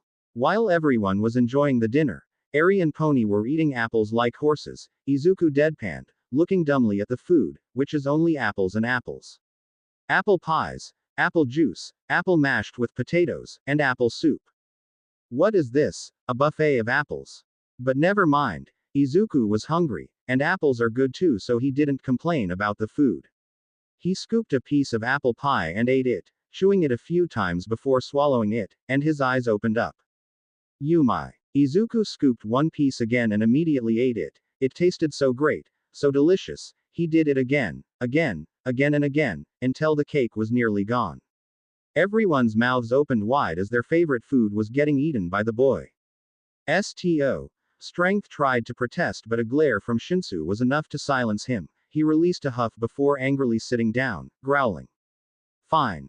Shinsu smiled, watching Izuku, who was still slowly munching the whole pie. All the brothers also got very frustrated about the pie, but Shinsu's stare quickly put them into silence. They can only watch in horror as their favorite dish being munched. Wow. Eri and Pony exclaimed when Izuku did a gentleman move by grabbing each of them a bowl of pie, which made Shinsu squeaked in delight. Seeing their daughter being fed by a boy is enough to boost her so much that she could bring the Titanic back to the land again. Wait. Eri took a sip of apple juice before continuing. A papa's responsibility is to protect her daughter, but Deku ni protected me when the evil-looking cow tried to shoot me. Does that make Deku ni a papa to me? She copied Midoriya thinking pose while Izuku had a spit take. Pony also roughed her chin, thinking about the whole situation happened earlier. Yeah, that makes sense. Are you my mommy? Eri innocently asked, but this time everyone had spit takes at the same time. Why are you saying that? Pony blushed. They say a mother always has some features similar to their daughter. We have horn, we both love apples and we are cute, that makes you my mommy. She pointed at Pony's horns, totally not noticing the brothers were all glaring at Izuku, who tried to hide under the table. You fucked my sister, for real this time. Izuku swore that he saw fumes coming from their nostrils, their veins popping out everything. Valentine swiped his leg at the floor, readying to charge at the poor boy. Bonk. Ouch, Mom. All of them held their heads in pain. Shinsu dusted her hands, feeling embarrassed about her boys acting overprotective of Pony. She sat down before realizing something. What gun did Eri talk about? All of them froze, swallowing the lumps in their throats. Shinsu narrowed her eyes before slowly turning her head to them. What gun? No one dared to move. No sound could be heard. No movements could be seen, the brothers all heavily panting. Their breathings got heavier when Shinsu stood up, asking with a deep, demonic voice. 3, 2. All of them ran away, forgetting about the meal. Now their lives are their priority now. 1. Shinsu went berserk mode. I'm so full right now. Pony laid down in her bed. Currently Izuku and Pony were the only one in her room. After the what so-called the chase between her brothers and mother occurred, they all shrugged it off before finishing the dinner. After cleaning and washing they left Eri at the living room for her to watch some SpongeBob. They also didn't forgot to give her some apples. Yeah. Izuku looked around the room. It was kinda girly, with a lot of Equidae plushies. Judging that Pony is a horse, of course she would love some animals like that. Finally, I can finish my dress up darling right now. Pony sighed before turning on her laptop, opening the website to watch the anime she paused. Sound like he's about to pass out. This year was really fun. Marin dreamily though, her phone was lying near her. On the other side of the phone, Gojo was sleeping, presumably already fell asleep, judging his heavy snores. Gojo-kun, I love you. Good night. She closed her eyes, smiling to herself. See you later. Izuku hummed. Saponi was watching a romance anime about Gojo Gojo Wakana. He is a shy guy who is loved by Kitagawa Marin. She was really attractive, Izuku admitted. Although it was wholesome, but what did he learn about it? Being a good boy and some girl will love you. What a joke. Izuku was still trying to learn a lesson from an fictional anime. Pony was pouting, feeling angry about why neither both of them made a move or confessed. Every romance anime she watched always had that aspect. Main boy confessed to main girl and boom, happy ending. But she was curious. Does kissing feel good like they always portray? Hey, Midoriya, can I ask you a question? Pony asked him, looking at the screen. Yeah, sure. Izuku nodded. Is kissing great? She turned around to see him. Show her how it feels. Daigoro shouted. The gears in Izuku's head stopped moving. He simple said huh. Before crossing his arms, why the hell did she ask that? Of course it feels great. Imagining feeling your lips touching your lovers, the sensation was good and it harmonizes you. Of course it feels great. Well, it indeed feels really good too. Izuku nodded, looking at Pony, whose mouth opened slightly. Then can you describe how it feels? Pony tilted her head. Alright it kinda feels like when you how do I explain this? Although he had little experience in kissing, he couldn't talk about it. It's like kissing is only to be felt, not to be described.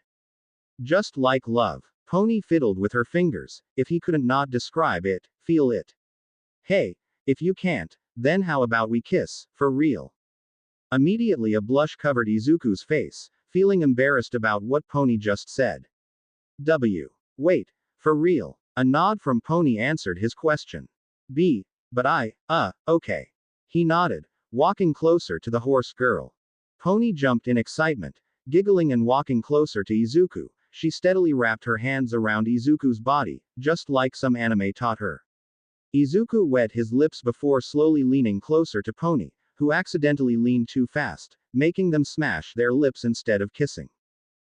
Sorry. She apologized with her cute accent, but Izuku didn't get annoyed. He quickly gave her a big smile and a thumb up, assuring her that he was fine. The boy licked his lips one more time before repeating the kiss, and this time Pony also leaned slowly until their lips met. Pony didn't what to say. The feeling was so different from what she thought. She always thought it will be very sexy or intimate or lustful, but no. A kiss is just a kiss, and she was feeling it right now. Fuck this shit. I'm Strength, the greatest boxer in America, was freaking forced to check my daughter in case she did some inappropriate thing with that boy. The man grumbled, walking silently to his daughter's room, which luckily had its door left ajar, so he didn't have to startle them by opening the door. Strength rolled his eyes before peeking at the gap. His bored eyes suddenly widened when he saw his daughter was kissing the boy. He tried to break the door to stop this, but he realized something. Firstly, this is his daughter's room, so he can't just barge into the room and shout, "What the fuck are you doing to my daughter?" Or something like that. Secondly, he did say that Midoriya Izuku, who was directly deemed worthy to be an in-law, so that made Izuku technically her boyfriend. I will break you, when you finally marry her, Midoriya Izuku. Strength grinned before going away, leaving them to do whatever they want. Why the hell did you take me to America? Kuwaro grumbled. Tokiyami simply held up the Uno card. Oh right. Shihai nodded in understanding. They were now standing outside of the airport. It was daytime, so both of them stood in the shade. Oh hey, can I see your license and registration? A person asked them. Shihai and Fumikage turned around, seeing two police officers, and they didn't look friendly at all. Can you ask again, officer? Shihai spoke in English. I said if you could show me your license and registration, that's all. The officer repeated, his hand nearly touched his gun. I am sorry, officer, but I am a tourist, so why do I have to show you? Shihai was getting annoyed now. Sir, please calm down. The other officer pulled out his gun, aiming at Shihai. Wait. My friend did nothing wrong. Fumikage raised his hands to stop the police, but this only made the bird man as hostile to them. I need backup. The officer whispered to his walkie-talkie, already pulling out his gun, readying to shoot both of them. What the fuck? You did this because I have black skin, that's my quirk. Shihai shouted, accidentally scared them, so the officers pulled out RPGs from their pockets. Sir, I need you to calm down. I'm calm now. We can argue in peace. Bring in the M1 Abrams. The officers requested backup again. A whole army, a few fighting helicopters, and even a carrier immediately appeared. The soldiers all hurriedly readied their guns, aiming at the poor boys. This is your last warning. Show your license and registration. Fuck. Shihai mumbled, angrily pulling out his wallet from his pocket and threw it at the police. See, happy. After looking through his information, the officers nodded at the soldiers, telling them to retreat. What a mad banquet of darkness. Fumikage whispered. Being a black person in America sucks. Shia mumbled. Finally, Sunday. Now he can rest in peace. Izuku let himself fall into his demise. He was tired, he didn't want to do this anymore. After 6 dates continuously, he couldn't take it anymore. He just can't. Izuku released a satisfied sigh when his head hit the pillow, using the blanket as the fur of happiness. Snuggling his All Might hugging pillow closer to himself, Izuku roughed his cheeks on the pillow with a happy smile. A nap would be good for him. Midoriya. Oh, for fuck's sake. Izuku grunted before leaving the bed. Hearing Aizawa screaming with an angry tone of voice isn't a good thing at all. He hurriedly walked down the stairs to see his teacher, whose eyes showed anger. What is the matter, Aizawa-sensei? Izuku rubbed his eyes, already standing in front of the angry man. Aizawa cracked his neck and grunted. Where did you go last night? At Tsunotori's house, and don't worry Aizawa-sensei, I took her. And who the hell pointed a gun at Eri's head? Aizawa demanded, his voice carried pure anger. Izuku's eyes widened. He remembered that guy named Billy pointed an M16 right at the girl's head, which scared them both. But it was a fake gun, so it would not be a big deal. Well, a guy named Billy pointed a 2. Izuku couldn't have another chance to explain because Aizawa already crashed through a wall, running toward Pony's house to search for Billy. Izuku watched as Aizawa's figure got smaller and smaller until he was gone, but the boy just simply shrugged. If you dunno what will happen, don't care. Izuku yawned loudly, walking to the sofa to sleep. He was tired now, super tired, plus ultra tired. He let himself into the sofa, using the blanket he dragged along from his room. The boy sighed when his head accurately hit the soft pillow. His hand snuggled the blanket to himself, his legs placed firmly on the arm. He moaned again when the windows were stained by water. It was raining, and that's great. Sleeping comfortably with your blanket covering every inch of your body, with a cold temperature and it's raining. Perfect. Izuku grunted and moaned as he switched his sleeping position continuously. This side position wasn't comfortable, the back one was irritating. He switched to the weird butt-up position, or the Buddha sleeping position, or the headstand. The rest of Class 1A deadpanned, seeing Izuku switching his position over and over. Iida scrunched his nose when Izuku chose the hand-chopping position. Tokiyami narrowed his eyes when Izuku levitated himself in the air, still sleeping. Dark magic. The crow mumbled. Izuku snored,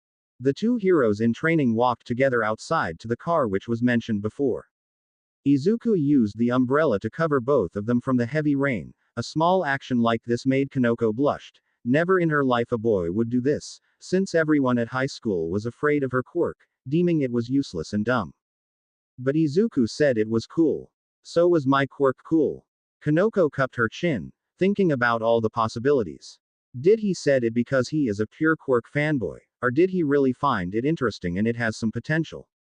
We are here, Izuku announced, opening the car door for her to enter. Kanoko shook her head, coming back to her real world. Thank you, Midoriya. She bowed slightly before entering the car. Izuku followed suit. The inside was mushroomish. It was a car, decorated inside like a Smurf house, books about mushrooms, the car seats were wrapped by a mushroom texture, and was that a pot of mushroom soup? In a car. This is much weirder than Tokoyami's room. Izuku internally thought in his head. Izuku looked at the driver's seat to see a man, fat but looks kind. He smiled cutely with his eyes closed. The man looked at the rear mirror, eyeing the boy before asking. I assume you're Midoriya Izuku. Yes, sir. Nice to meet you. Izuku bowed his head. The man chuckled, turning around. I presume you are my daughter's boyfriend. Izuku and Kanoko blushed, looking away from each other. They didn't really expect her parents could be this bold. I'm not, sir, we are just friends. He waved his hands. The statement was supported by Kanoko's nods. Ah, not a couple like I expected. A woman turned around.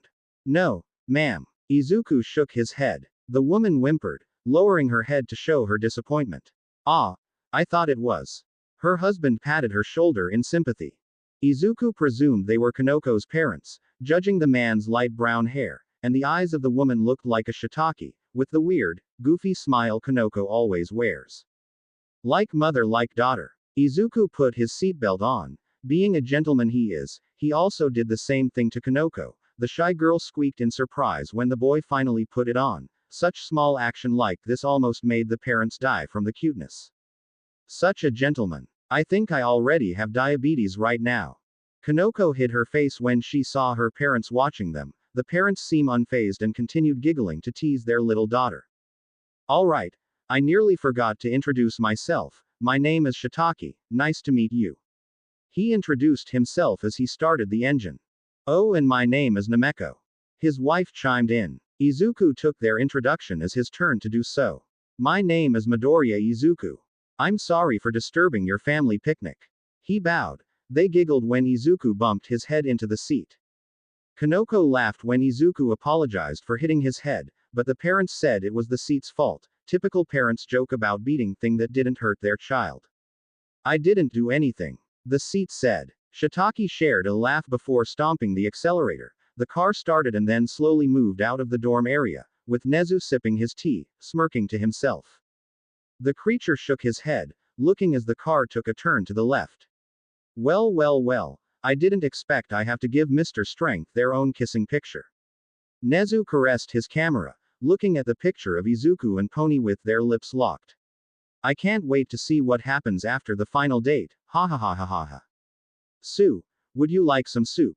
Nameko offered him a bowl of mushroom soup. The steam made it even more tempting. Izuku licked his lips, hesitated to take the soup, but a hum and a push from Nameko was enough to make him change his mind.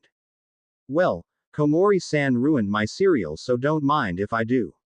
Izuku took the bowl with a small nod, thanking her. Izuku slurped it, and boy, it was delicious. UMAI. The green boy remarked loudly. Such compliment like this brought the parents a smile on their faces. Nameko grinned, giving him a thumb up. Family recipe, boy. Shiitake hummed when he finally had a spoon of it. Indeed, delicious as usual. Yes, sir. What are you doing, sir? Izuku pointed at Shiitake, who was eating, with both of hands not on the steering wheel. The man just hummed curiously. What? I'm just eating, he stated innocently. No, sir, but you are driving. Izuku stammered, having a PTSD about Itsuka. Shiitake hummed in realization, continuing his breakfast like it was nothing. Izuku shrieked when he saw Truck-kun was trying to isekai them all. Mr. Shiitake-san, truck. Huh. The man was confused,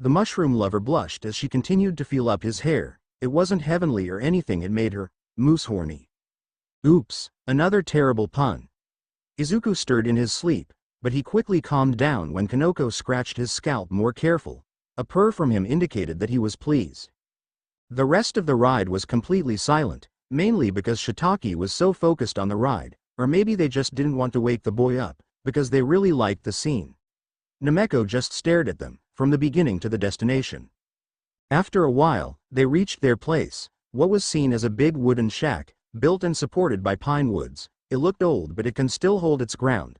Although the house was big, the mushroom farm was far bigger, stacks of log placed neatly near the house, and the frames all had different kinds of mushrooms growing on it. "We are here, Kanoko. Can you tell the boy to wake up?" Shiitake closed the driver's door. Kanoko nodded, her hands shaking Midoriya right at his chest. She tried to hide her blush when she accidentally felt his nipple. "Hey Midoriya, we are here." Izuku groaned, stirring in his sleep. "Hey." Kanoko pouted, but the boy just covered his face. "5 more minutes, Mom." Everyone giggled at the classic tired boy wants some sleep joke, except for Kanoko, who sighed at Izuku's stubbornness, but knowing that Izuku was a big All Might fan, if Sir Night Eye called himself as big fan, then Midoriya would be a whole aircraft engine. She leaned closer to his ear, clearing her throat before whispering, "I'm here." Izuku's eyes shot open, his mouth twisted into a big grin, his eyes narrowed, creating the iconic All Might face. Izuku stood with an incredible speed. Shiitake sighed in relief when the boy didn't break any parts of his car. "I am here." Izuku perfected his All Might imitation, from the face to even the pose. His hair went from fluffy to having 2 tufts standing tall, defying physics itself. Shiitake and Nameko watched as Izuku still posing. The boy's face was trembling slightly, probably he couldn't hold the face any longer. Kanoko's giggles stopped when Izuku slumped down. He was hungry now, so he couldn't hold his position anymore. The boy looked at the house, which almost gave him PTSD about Itsuka's house. Izuku gulped, hoping there would be no traps inside. Izuku followed behind Kanoko's parents. They walked to the door and Nameko was still holding the pot. Shiitake pushed the doorbell. Izuku found it funny because it was bouncy mushroom that could create a small shriek.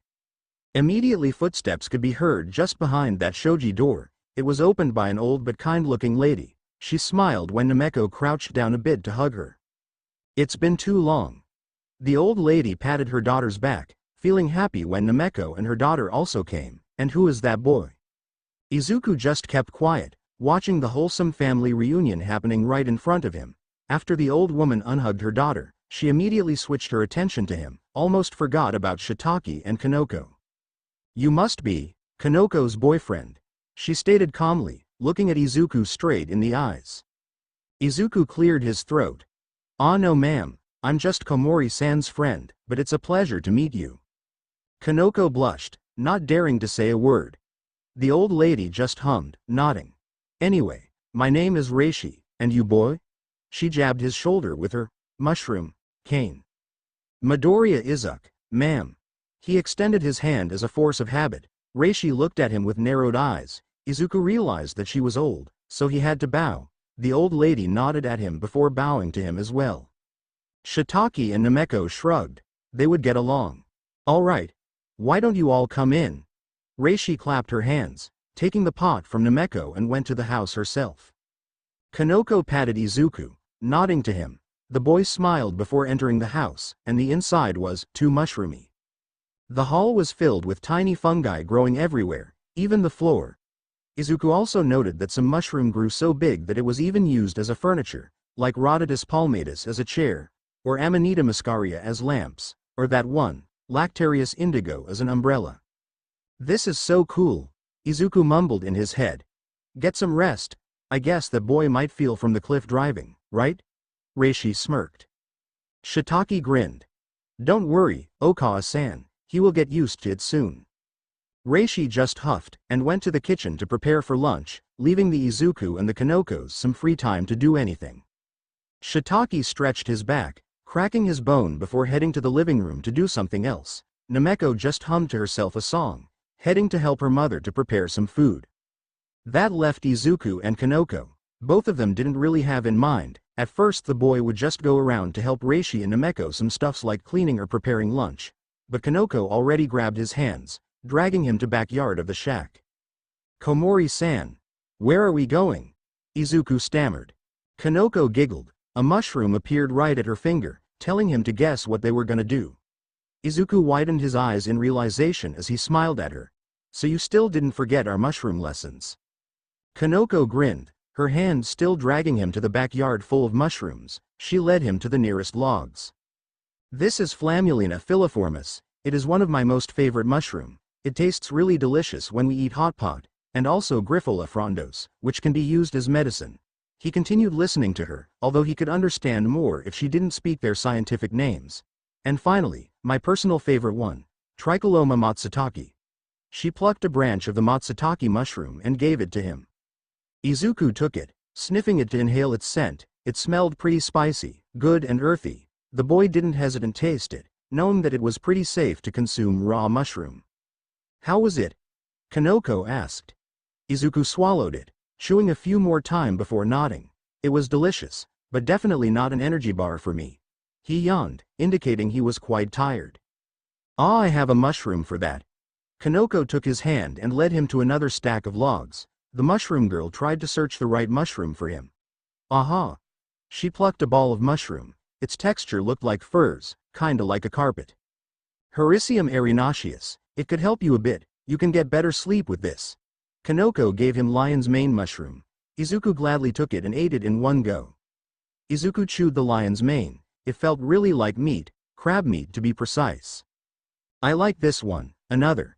Izuku smiled, feeling less sleepy now. Kanoko grinned, clapping excitedly about her useful knowledge about mushrooms. See?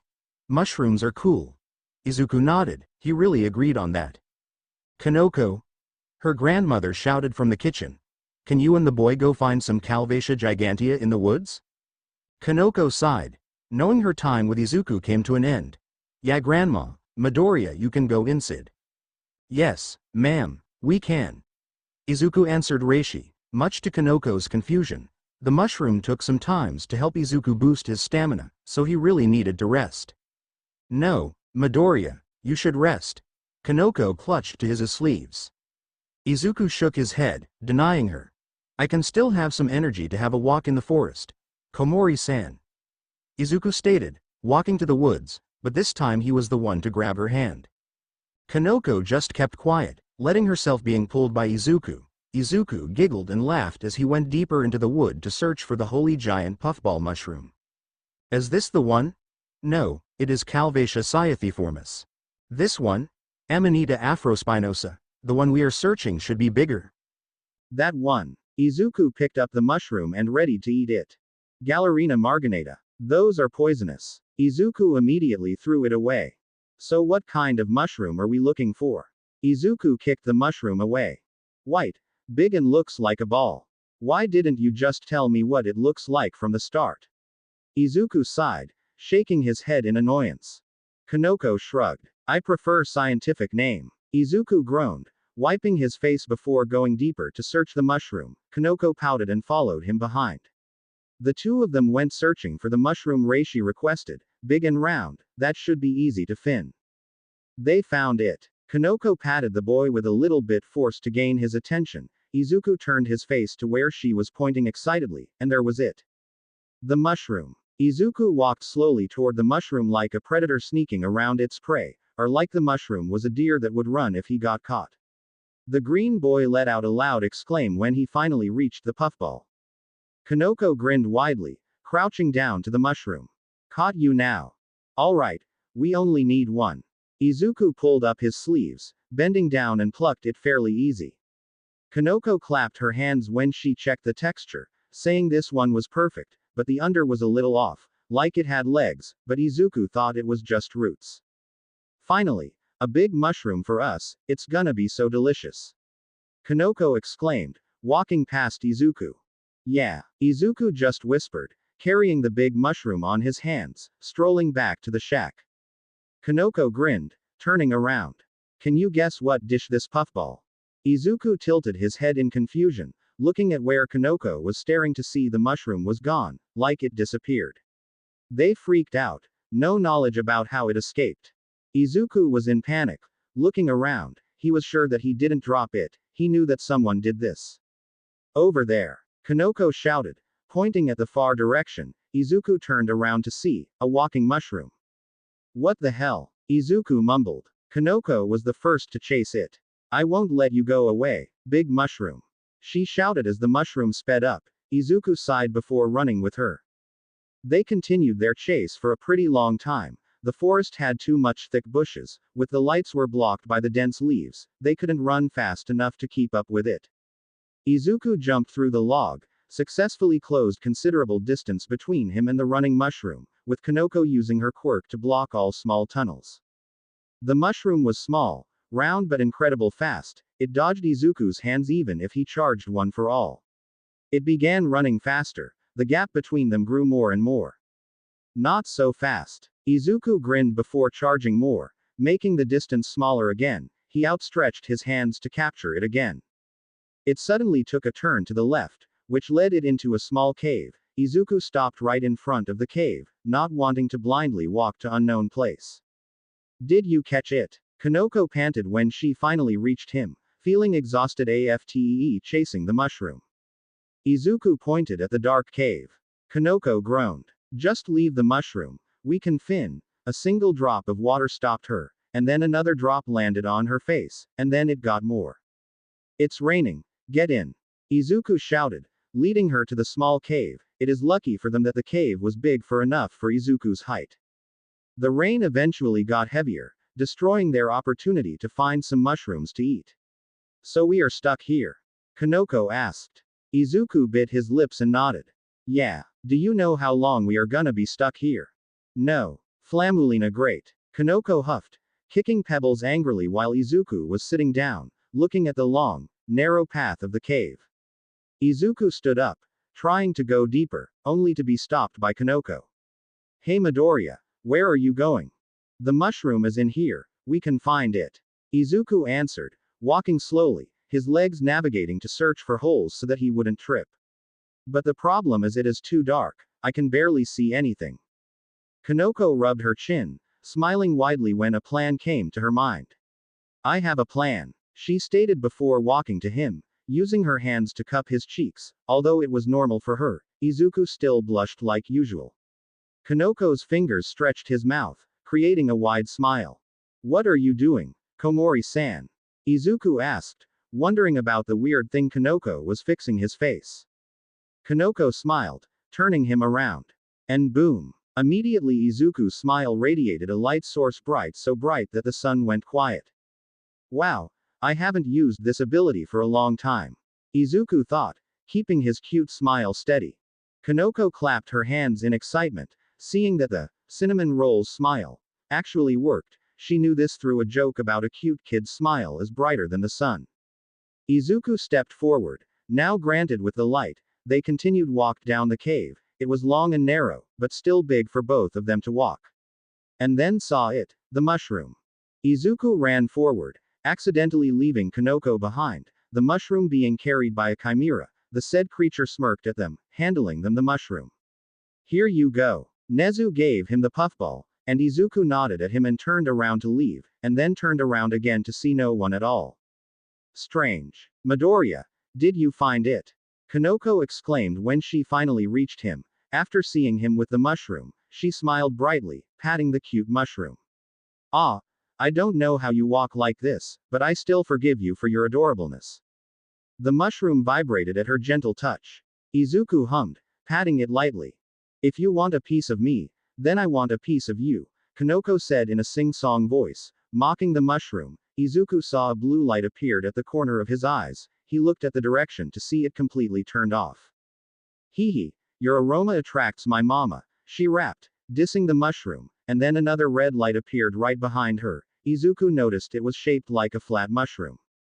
Kanoko tried to said something but Izuku quickly chimed in. Wait, say something, Komori-san. Kanoko titled her head. Something. Nothing happened. Izuku nodded his head, scratching his head. Something triggers it. Whenever you know, say or more like, sing. Kanoko hummed, trying to understand the weird thing Midoriya said. The weirdest thing is the walking mushroom. Midoriya, so you want me to sing? Izuku nodded.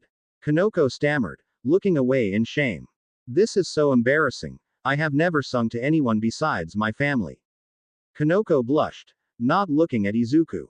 Izuku suddenly put his hand right on her shoulders, unintentionally surprised her. He had his big, bright smile on his face. You can do it. Kanoko took a deep breath, nodding to herself, feeling motivated now. She started singing, as if sinking, as if melting away. In the night when the sky for just the two of us spreads out. It was just goodbye. That one word made me understand everything. The sky where the sun has set and your figure overlapped over the fence.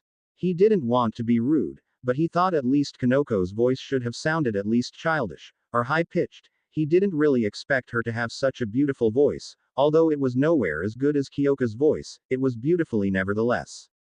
The mushroom bobbing its head. Immediately after her voice, multiple mushrooms hidden by the shadows glowed, ranging from red, blue, pink to even rainbow. Izuku was awestruck at the magnificent sight. The mushrooms switched their colors, like they were dancing, moving around like peacocks flashing their tails. From the day we first met, took my whole heart. Somewhere wrapped in a fleeting atmosphere, I had lonely eyes. In a world where tic-tacs are always ringing, many times. Touching heartless words. Ordinary joy, surely the two of us can find it. To you who can't smile in noisy days. As bright a tomorrow as you can imagine. Kanoko stopped her singing, blocking her own face. It was too embarrassing. I wanna die from shroom calyps. I wanna die, I wanna die. Izuku patted her shoulder again, gaining her attention. He didn't say anything, just looking at the scene. Kanoko looked up, and holy shroom, it was so breathtaking. The glowing mushrooms switched their colors again, turning the whole small cave into a disco room, but more romantic. They looked at each other, locking their eyes. His green ones met her shiitake mushroom eyes. They slowly leaned closer, just right on time when the mushrooms switched to pink color, creating a lovely atmosphere. Their lips touched. The mushroom took this as an opportunity to escape, but Izuku kept it firmly right on his hands. The mushroom could only watch as two of them still locking their lips. They pulled out, blushing madly and not daring to look at each other. Kanoko accidentally made some mushrooms during the kiss, still couldn't believe her first kiss could be this nice. Izuku couldn't find any word to say. He didn't expect to kiss a girl in a cave full of mushrooms, although he kissed about 7 girls in a week. Cinnamon roll evolved to cinnamon roll now. Banjo giggled, using his quirk to contain Nana, who almost punched him. Kanoko stammered, not looking at him. Where are those 2 kids right now? Someone grumbled, but Kanoko was the first to realize it was Reishi, her grandmother. Grandma. Kanoko. Oh, thank God I didn't have climb another mountain to find you. Reishi put down her unique umbrella, watching as they peeked their head out. You are hanging in there.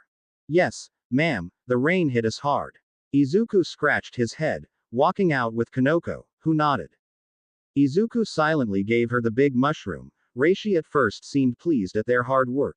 At least they got the mushroom first, but then she realized that it was moving. Pochita, is that you? The old woman checked the puffball. It was indeed her creation. Pochita, Izuku asked. My quirk gives mushroom sentience, more like giving them life. Reishi patted her mushroom, looking at the two of them. And go home, right now. She pointed at her umbrella. Izuku nodded, walking to the large mushroom being used as large umbrella. But how can you go back? I need to find the mushroom. Now Shu, go home. She pushed them, forcing them to go home with her umbrella. The kids didn't say anything and just complied. Reishi sighed, patting her Pochita. Don't worry, I won't eat you. The puffball calmed down at her statement. Greetings. Nezu popped out of nowhere, startling Reishi. Jesus, you almost gave me a heart attack, but who are you? Nezu grinned, handling her a picture. He winked at her before disappearing. The only thing Reishi cared about was the picture itself, not the weird-looking chimera. She flipped the photo around to see her granddaughter kissing the same boy. She huffed, smiling softly. I guess my little mushroom finally grew up now.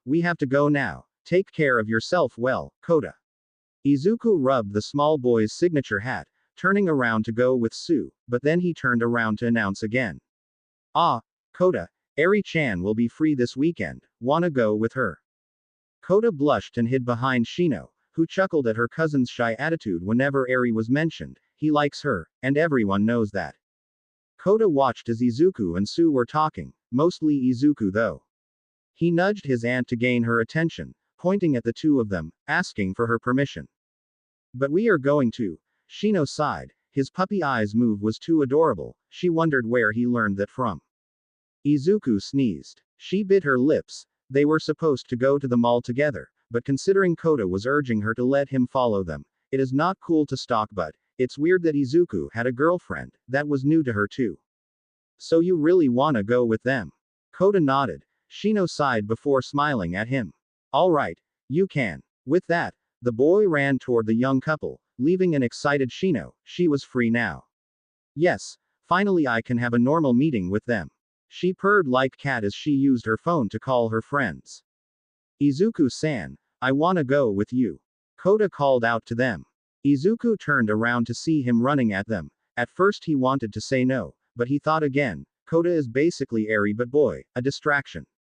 That could be it. Kota doesn't have much friend, and bringing him to Sue's siblings, he could have someone to play with, and plus it wouldn't burden him of taking care of them. Fantastic. Then come here, Kota. Izuku extended a hand for Kota to hold it. Not only that, Sue also did the same. The boy gladly took both hand and walked between them, kinda like a family. I think I connected something. The florist spoke through his calm. You didn't connect shit. The butler huffed, ending the talk. Back to them, Izuku was holding Kota's left hand, and Sue on the other. But this time, even with the whispers of the people talking about how cute the scene was, they didn't flinch or feel embarrassed at all. He was used to it, and plus his mom wasn't here so he didn't any reason to be shy. Sue still kept her straight face. Kota was the only one feeling shy. Have you ever thought a name? Izuku asked him, breaking the long awkward silence. Kota hummed, shaking his head. Not yet. Sue tilted her head in confusion. What name? What are you guys talking about? Just hero name, that's all. Izuku gave her a sad smile, patting Kota's shoulder. Kota nodded, keeping his head down. Izuku-san helped me a lot, namely about heroes and quirk training, and I wanna be like him when I grow up. Izuku patted Kota's shoulder sympathetically. Kota looks up to him, just like how he looks up to All Might, his mentor. Sue tapped her lip curiously. Now she knew Izuku was his teacher. Kota used to be a boy who hated heroes because of his parents' death. Not only that, Muscular pulled the "No Batman" and tried to kill him again, but Izuku saved him, thus changed his mind about heroism. I don't want to choose water hose, it's disrespectful. Kota kept his head down. He sees taking after someone's name as not heroic. It feels like you are just using their name for your own popularity, it's like you are just a copy of them. Izuku huffed, pouting at Kota's poor statement. That's totally not true. You aren't copying them, you are just carrying their legacy. Izuku mumbled the last part. But that would make me a fraud who use my parents' reputation to boost my own. Then you need to be better. Sue chimed in, cutting off Kota. Just like my friend, Iida-kun. He picked his brother's hero name in honor of him, continuing the Ingenium name. Did he use that name to flaunt? No. Ingenium is just a name. It can be used by everyone of course, but it is your responsibility to make your own water hose. Although it was a confusing speech, Kota seemed to understand what she implied. He didn't have to be water hose like his parents, he had to make his own water hose.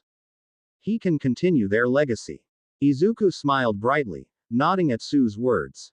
That's right, Kota. You are taking after them, not stealing. Izuku rubbed the boy's hair, causing him to blush at Izuku's demeanor. Sue shrugged her shoulders and continued her walk to her home while Izuku was poking Kota's cheek, saying that his original hero name was Eri before scrapping it. Kota wished he could die to escape the embarrassment.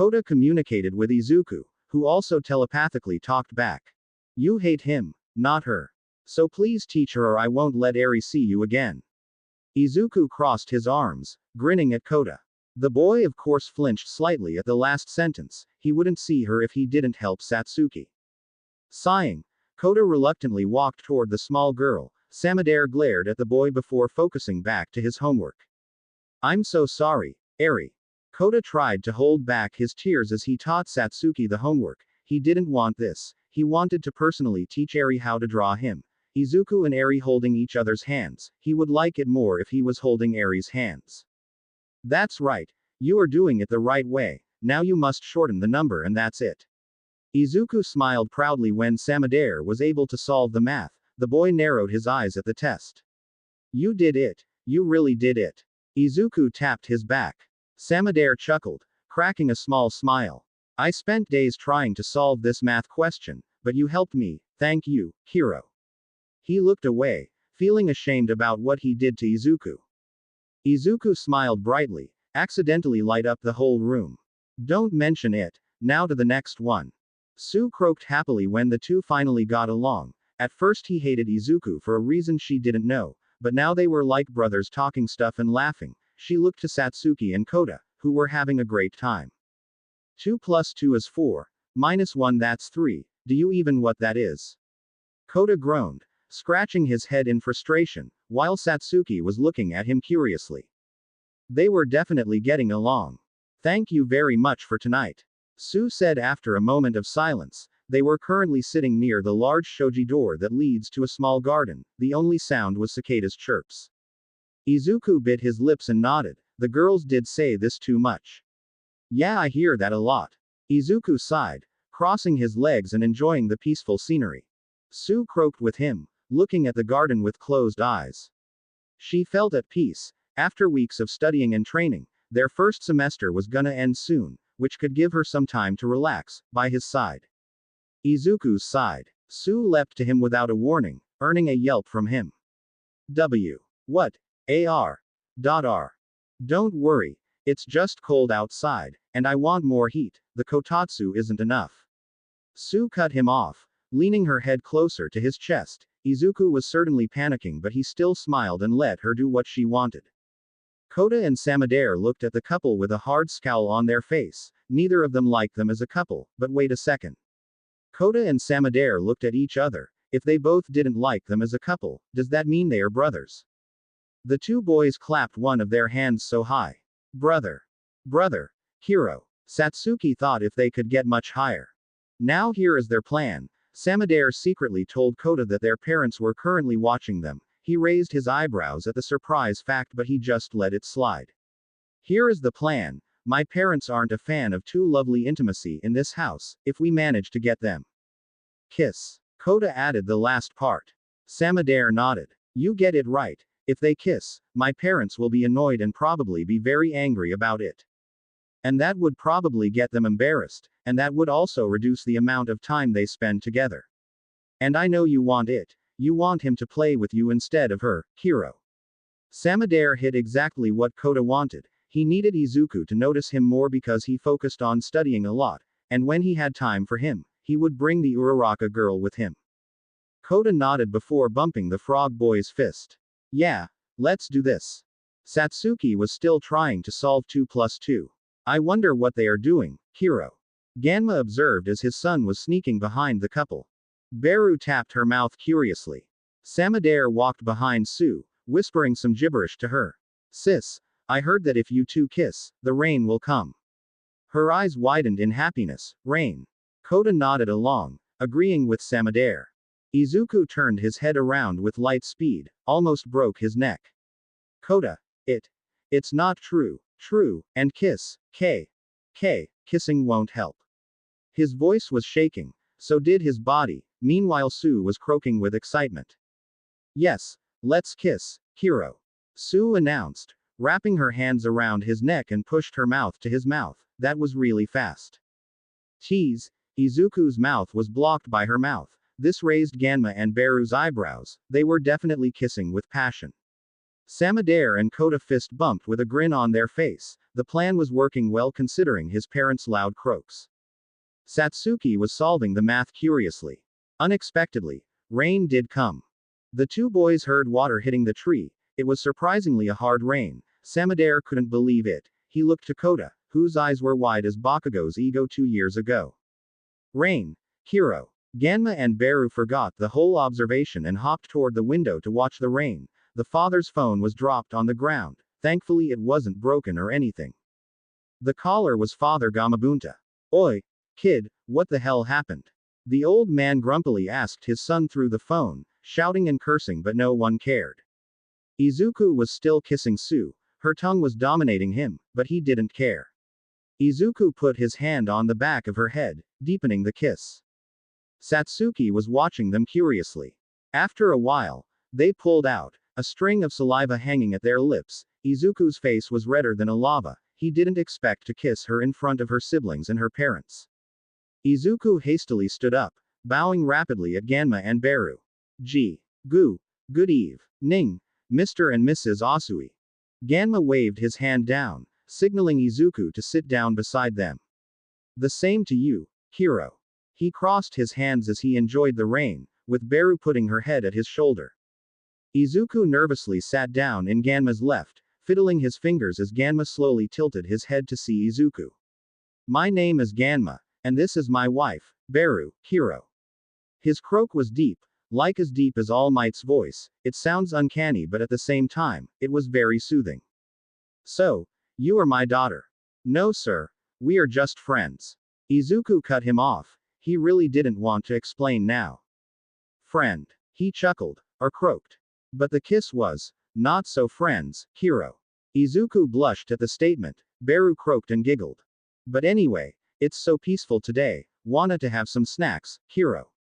Ganma offered Izuku, but what happened earlier entered his mind. Thank you very much, Ganma-san. But I'm not hungry right now. Izuku bowed, much to Ganma's disappointment, because he couldn't have a chance to have a talk with his future son-in-law. Ganma sighed and stood up, still enjoying the rain. Well, you can stay a little bit more before it stops raining. He turned around to see his father, who was holding a katana. His mouth was holding a tobacco pipe. Father. Kiss. Who kissed my precious granddaughter? Gamabunta furiously asked. His eyes darted to Izuku. You. Hi. My name is Mid. So you are the one who kissed my precious and cute Sue. Come here. Let's have a talk. Although he said he wanted a talk, Gamabunta wildly slashed with his katana and ran toward Izuku. Izuku squeaked before running outside to avoid the katana. Mr. Asui, please put down your katana, please. Come one. Just a talk. Gamabunta said while slashing uncontrollably with his sword, chasing Izuku around the garden. Ganma and Beru sat down again. The husband crossed his arms and watched the scene while Beru was worrying. Should we help him, Hiro? Ganma sighed before answering. My father would be exhausted soon, and I don't want to be cuisses de grenouilles, Hiro. Kota wanted to help Izuku, but a katana was enough to shut him off. Samadare chuckled before handling him a photo, fresh and new. Yo, look at this. It was a picture of them kissing. The background was his parents and rain, with Satsuki watching the couple curiously. At first Kota didn't like it, but selfishness blinds you. Izuku wanted to be happy with his girlfriend, why would he ruin it? Can you give me the copy later? Samadare chuckled before nodding. I will send it later, brother, Hiro. They fist bumped before watching the TV. Let's have a talk. No. Sue croaked. Looks like my grandpa was having fun with him. Satsuki was watching curiously. Oh hey Kachan, can you teach me some drum techniques? Izuku fiddled his fingers in front Katsuki, who raised an eyebrow before asking him. Let me guess, Jiro. Izuku nodded, earning a sharp grin from Bakugo. Of course, he has to learn some musical instruments to impress the Joris, who are a bunch of music nerds. Well, he is his friend, and friends help each other, right? Katsuki nodded and told Izuku to follow him, telling about what he should do or avoid. Don't hit the tom with your hands, relax your mind and muscles and survive. Ah yes, the best advice, survive. Alright, let's start with the basic. Katsuki brought out a drum for instruction, holding it high for Izuku to see it.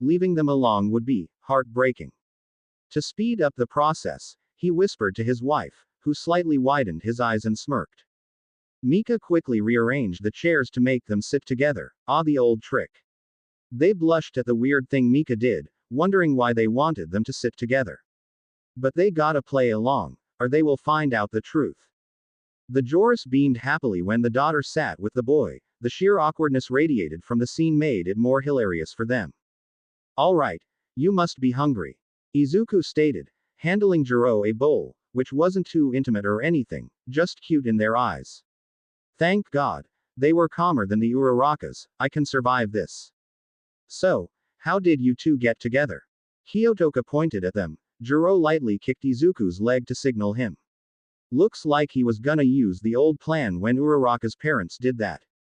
Izuku cleared his throat. Not much between us in first year, just friends, but it eventually grew after the island trip, or incident. But fast forward to second year, we became much closer, usually hanging out and talking, and finally, Izuku snapped his finger to signal Jiro to continue the story. Third year, I confessed. And that leads us to this. Kyoka was no expert in lying. She avoided saying long, because her mother would know by checking her heartbeat. Good thing Izuku was pretty good at lying. Nobody knows that he practiced it when he lied to his mother about his money to buy All Might stuffs. Mika nodded, seemed impressed that her daughter wasn't lying. It wasn't romantic as her husband's confession, but she hoped Izuku's proposal could be more than that.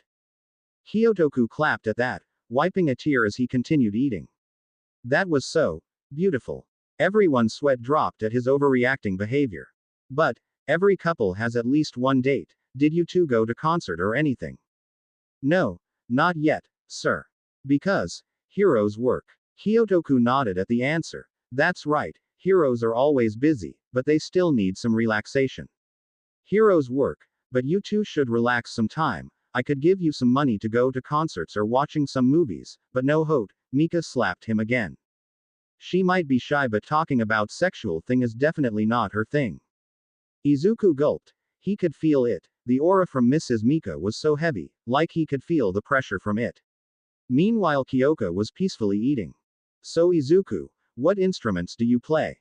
Mika asked. Ah, I don't play much, only drums and guitar. Sorry to disappoint you, but I'm just an amateur.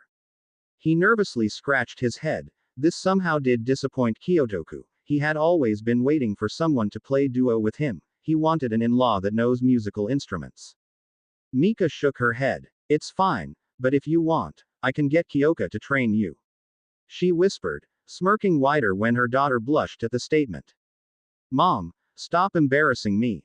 Jiro's earphones shook and moved around, like it also felt embarrassed like the owner too. Kyotoku chuckled as the rambling got louder. The boy was of course trying to ease her down, couple of thing. But tonight he felt empty. Oh yes, he missed two favorite things tonight. Beers and music. He groaned as he stood up, went to the fridge to search for it, booze. AHA. There it is, his friend at night, whenever he is sad or happy, it would be there for him. Honey, don't drink that anymore. This is already the third time this week. Mika shouted, but Kyotoku didn't care and walked to them with the bottle in his hand. What? It's just a normal family dinner, with an in-law, nothing wrong about drinking some beer at all. He stated, accidentally making the fake couple blush. Mika sighed. Okay, but just a few cups. She did the four fingers, with someone outside the house shouting, 4. Kyotoku groaned but nodded. A few cups are better than no cups. He sat down and poured himself a cup for himself, generous enough to pour his wife one too. At first she declined, but a few words from him persuaded her to drink it. How about you, kid? You gotta drink some. Kyotoku handed Izuku a cup, not waiting for answer from the boy. Deku being Deku, he refused. No, sir. I can't drink, I'm 18. Izuku protested, but Kyotoku decided to attack a minor with beers. 18. He chuckled. But eating like this is plain, and some beers could work you up. And relax, you are gonna be fine in morning. He persuaded him, telling it would be okay to drink some. To be truth, he never had a single drop of beer. He was told it would make you drunk and do some bad things according to his mother. Dad, you can't just force him to drink with you.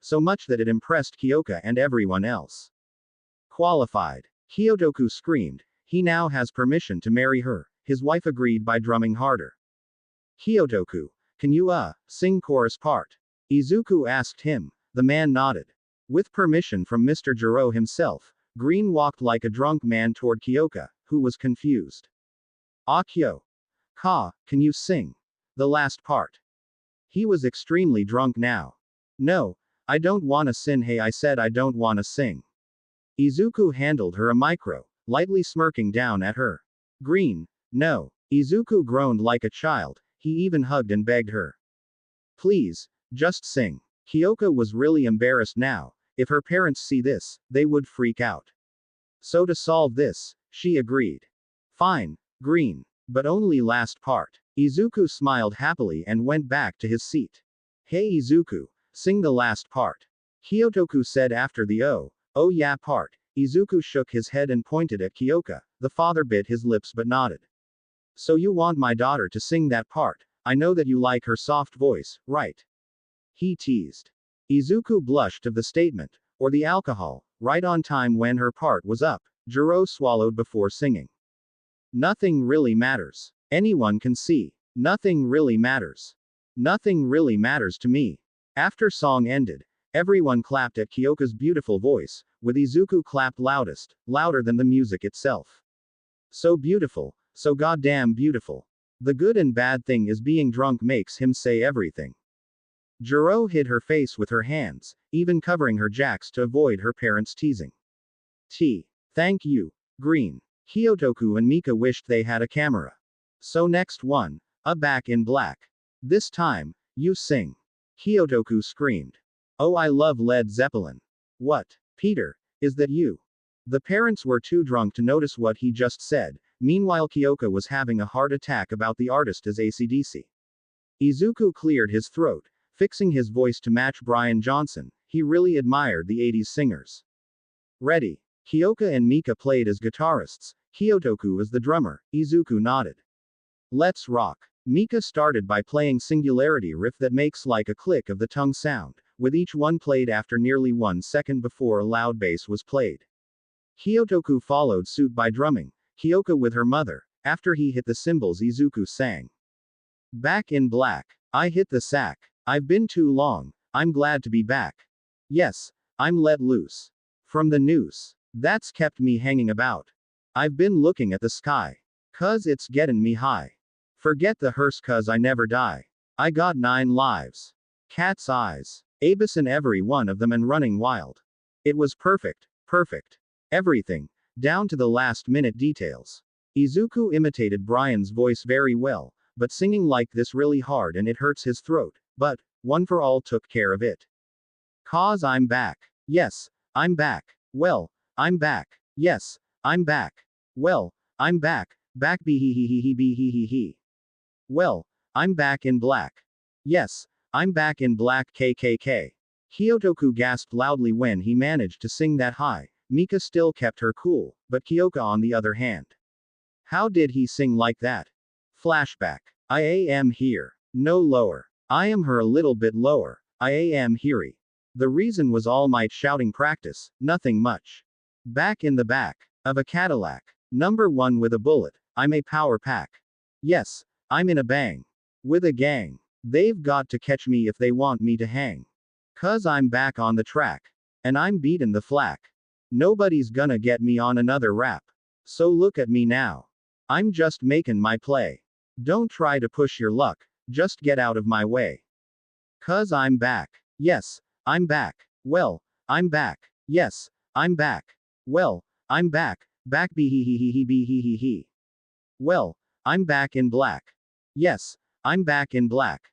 He continuously sang through half of the song already, so were his ribs, they were begging him to stop. His lungs were trying to pump some air, but to impress them, he must sing it.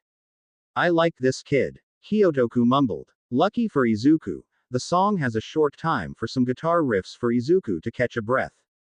Kyoka went to check on him, giving a bottle of water to him. Hey Green, you are gonna need some. Izuku mumbled a thank you before chugging down the whole bottle. But wait, why are there so alcohol? Kyoka seemed to notice what she just gave her. Ah, she. The boy's face grew redder from the alcohol, but his spirit was boosted by the god of beer. He stood up, even forgetting the pain in his throat. Let's go. Well, I'm back. Yes, I'm back. Well, I'm back. Yes, I'm back. Well, I'm back. Back be he he he he be he he he. Well, I'm back in black. Yes, I'm back in black. Now full of beer in his body, he was literally screaming, but managed to keep the voice in check. This further fucking impressed everyone. Like everyone, outside and inside of the house, with his voice roared through the city, he doesn't a speaker. Damn, who is singing? Bakugo mumbled from his bed. Wow, that guy's voice is so manly. Everybody knows this is. It sounds like Midoriya. Masharao exclaimed, but no one heard that because of the noise. No. The sound destroyed the door containing the mushrooms. Inko panically tried to gather all of them. Oh, yeah, take my love. Oh, yeah, oh, yeah, ooh, yeah. Well, I'm back, I'm back.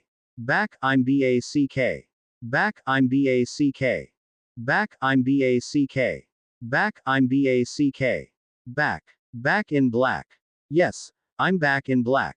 I've hit the sack. Everyone's sweat dropped at Midoriya's voice. He sang very energetically. It impressed and scared them. Izuku sighed before dropping to the ground, too tired to stand. Green. She dashed toward him hurriedly. Hey, are you okay? Tired after sighing like hell is considered okay.